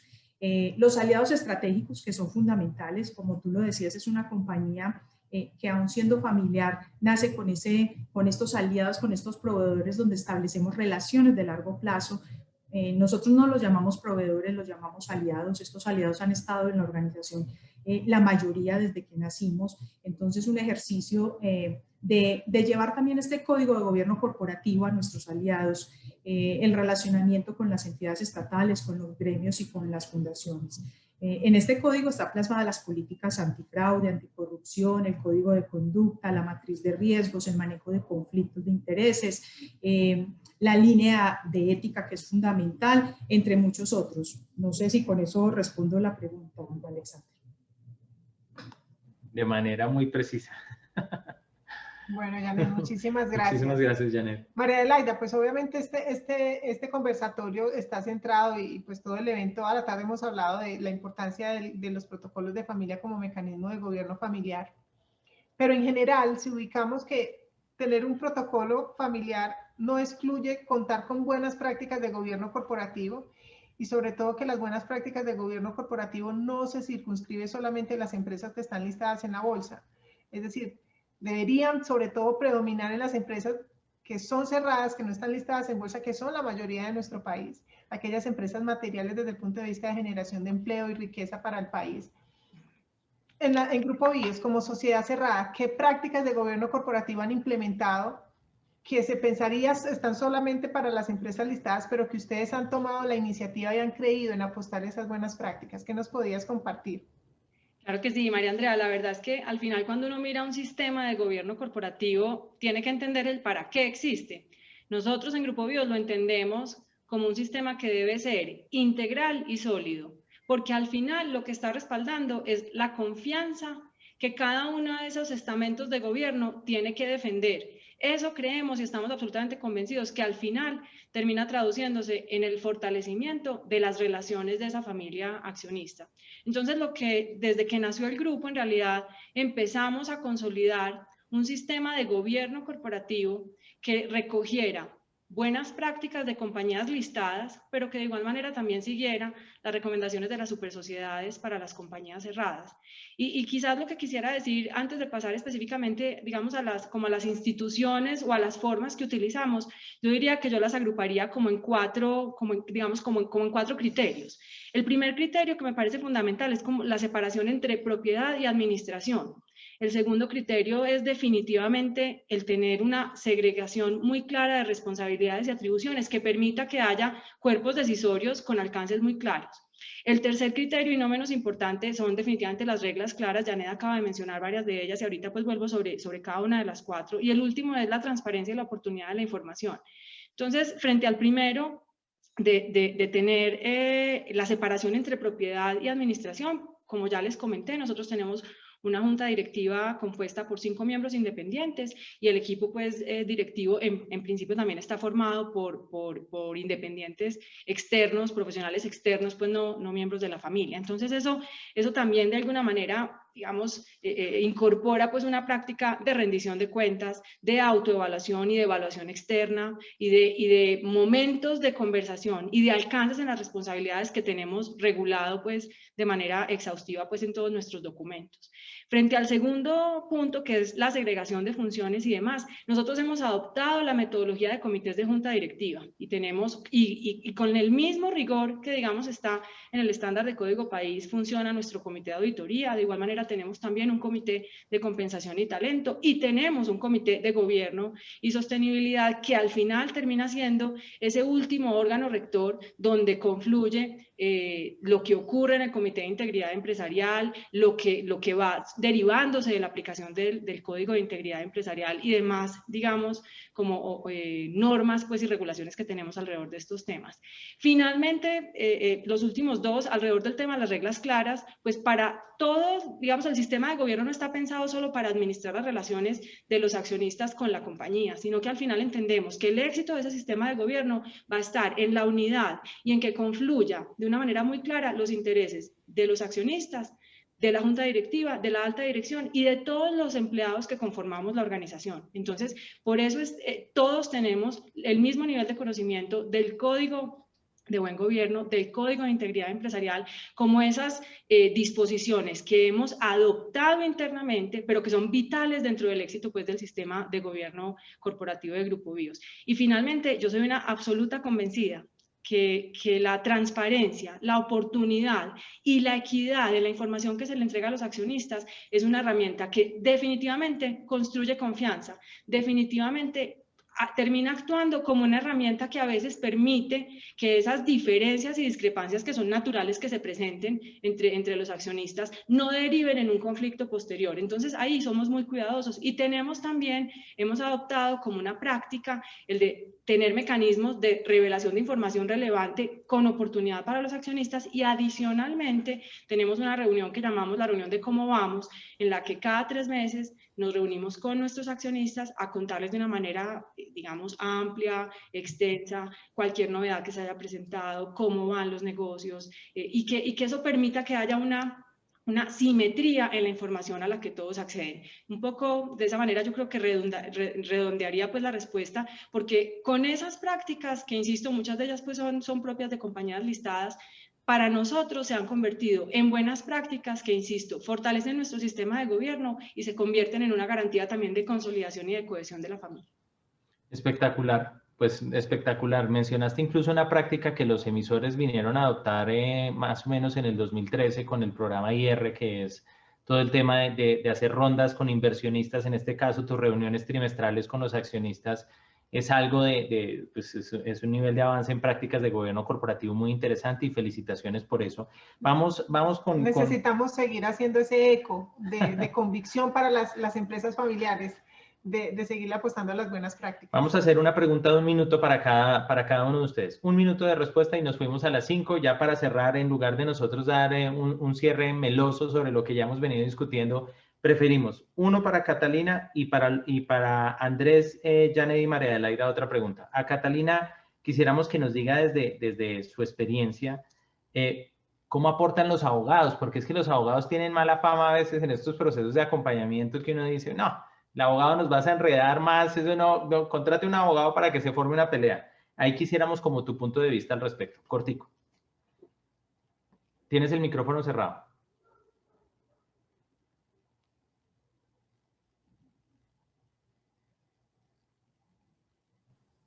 Ya, qué pena. Bueno, pues como les decía, el protocolo debe estar articulado con los estatutos y de hecho por disposición legal los protocolos deben hacer parte de los estatutos para que sea oponible a la sociedad de terceros y pues debe contar con con un mecanismo de publicidad y que se dé a conocer, y esto implica pues que esté incluido expresamente en los estatutos. Entonces, en la medida en que la familia esté acompañada por un asesor que tenga completa claridad sobre las normas comerciales y societarias, pues podrá complementar estas normas de funcionamiento de la sociedad con las establecidas en el protocolo de familia, para lo cual pues también debe tener conocimientos en derecho de familia, tributario, sucesoral, en fin, digamos que tiene que ser muy integral. Pero claramente los conocimientos técnicos pues no son suficientes. También el asesor debe tener competencias personales y profesionales que le permitan tener un adecuado acercamiento a la familia de manera neutral y objetiva, y acercarse con esa sensibilidad necesaria para entender las necesidades de la familia empresaria, pues porque finalmente él deberá hacer un diagnóstico de los problemas existentes y así poder proponer las mejores estrategias, no solo jurídicas, sino también económicas, de planeación, en fin, las que se requieran para solucionar estos conflictos.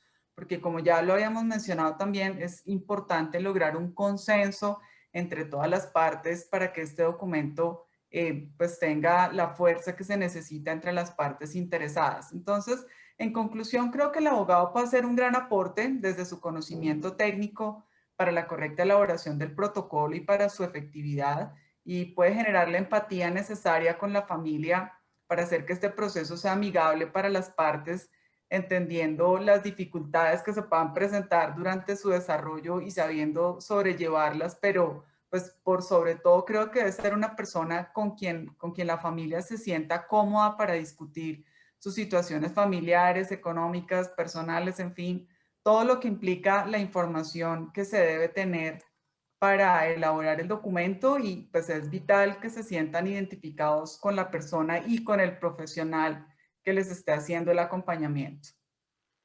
Así es, Catalina. Importante que finalmente se traduzca en un lazo de confianza entre la familia de ese asesor. El asesor es clave en todos estos procesos. Bueno, para Andrés, María Adelaide y Janet, un mensaje a las familias empresarias que hoy estuvieron conectadas y que están atentas a toda esta conversación. Andrés, por favor.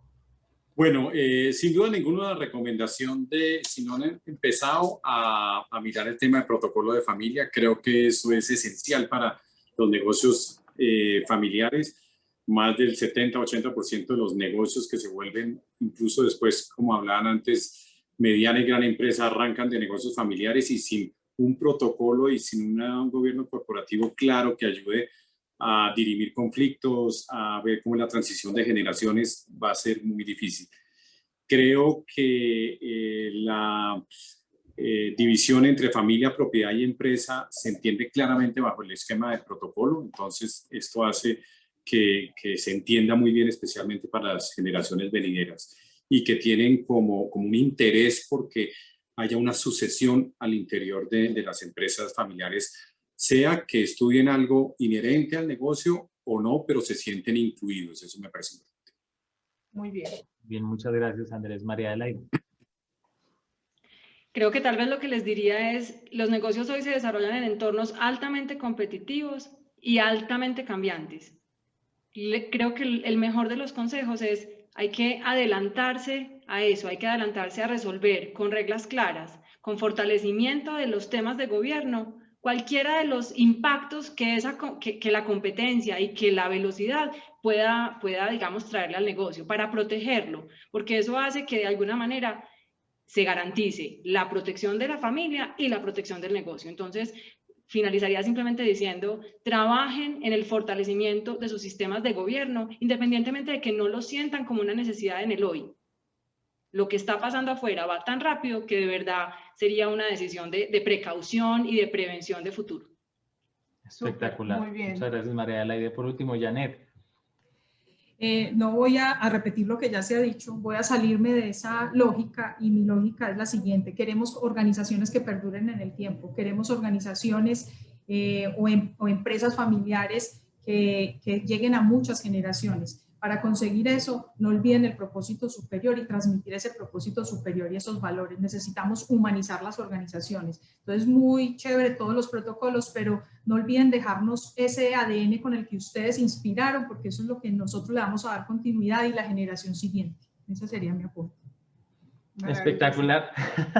Bueno, muy bien. Entonces, pues vamos a dar cierre a esta tarde, a este evento de hoy. Muchísimas gracias a todos los asistentes, a los que permanecieron conectados y obviamente, sin duda, a todos nuestros participantes, no solo en el panel, sino al ministro Pedro Felipe Carvajal desde el grupo Carvajal compartiendo su experiencia y obviamente nuestro equipo top de coautores del Hierro Abogado en esta nueva investigación que con toda la generosidad y el corazón ofrecemos al país. Muchas gracias por estar aquí, por estar con nosotros y los seguimos invitando a estos espacios de crecimiento profesional alrededor de los temas de gobierno corporativo. Gracias de verdad. Que tengan una buena noche. Hasta luego. Hasta luego.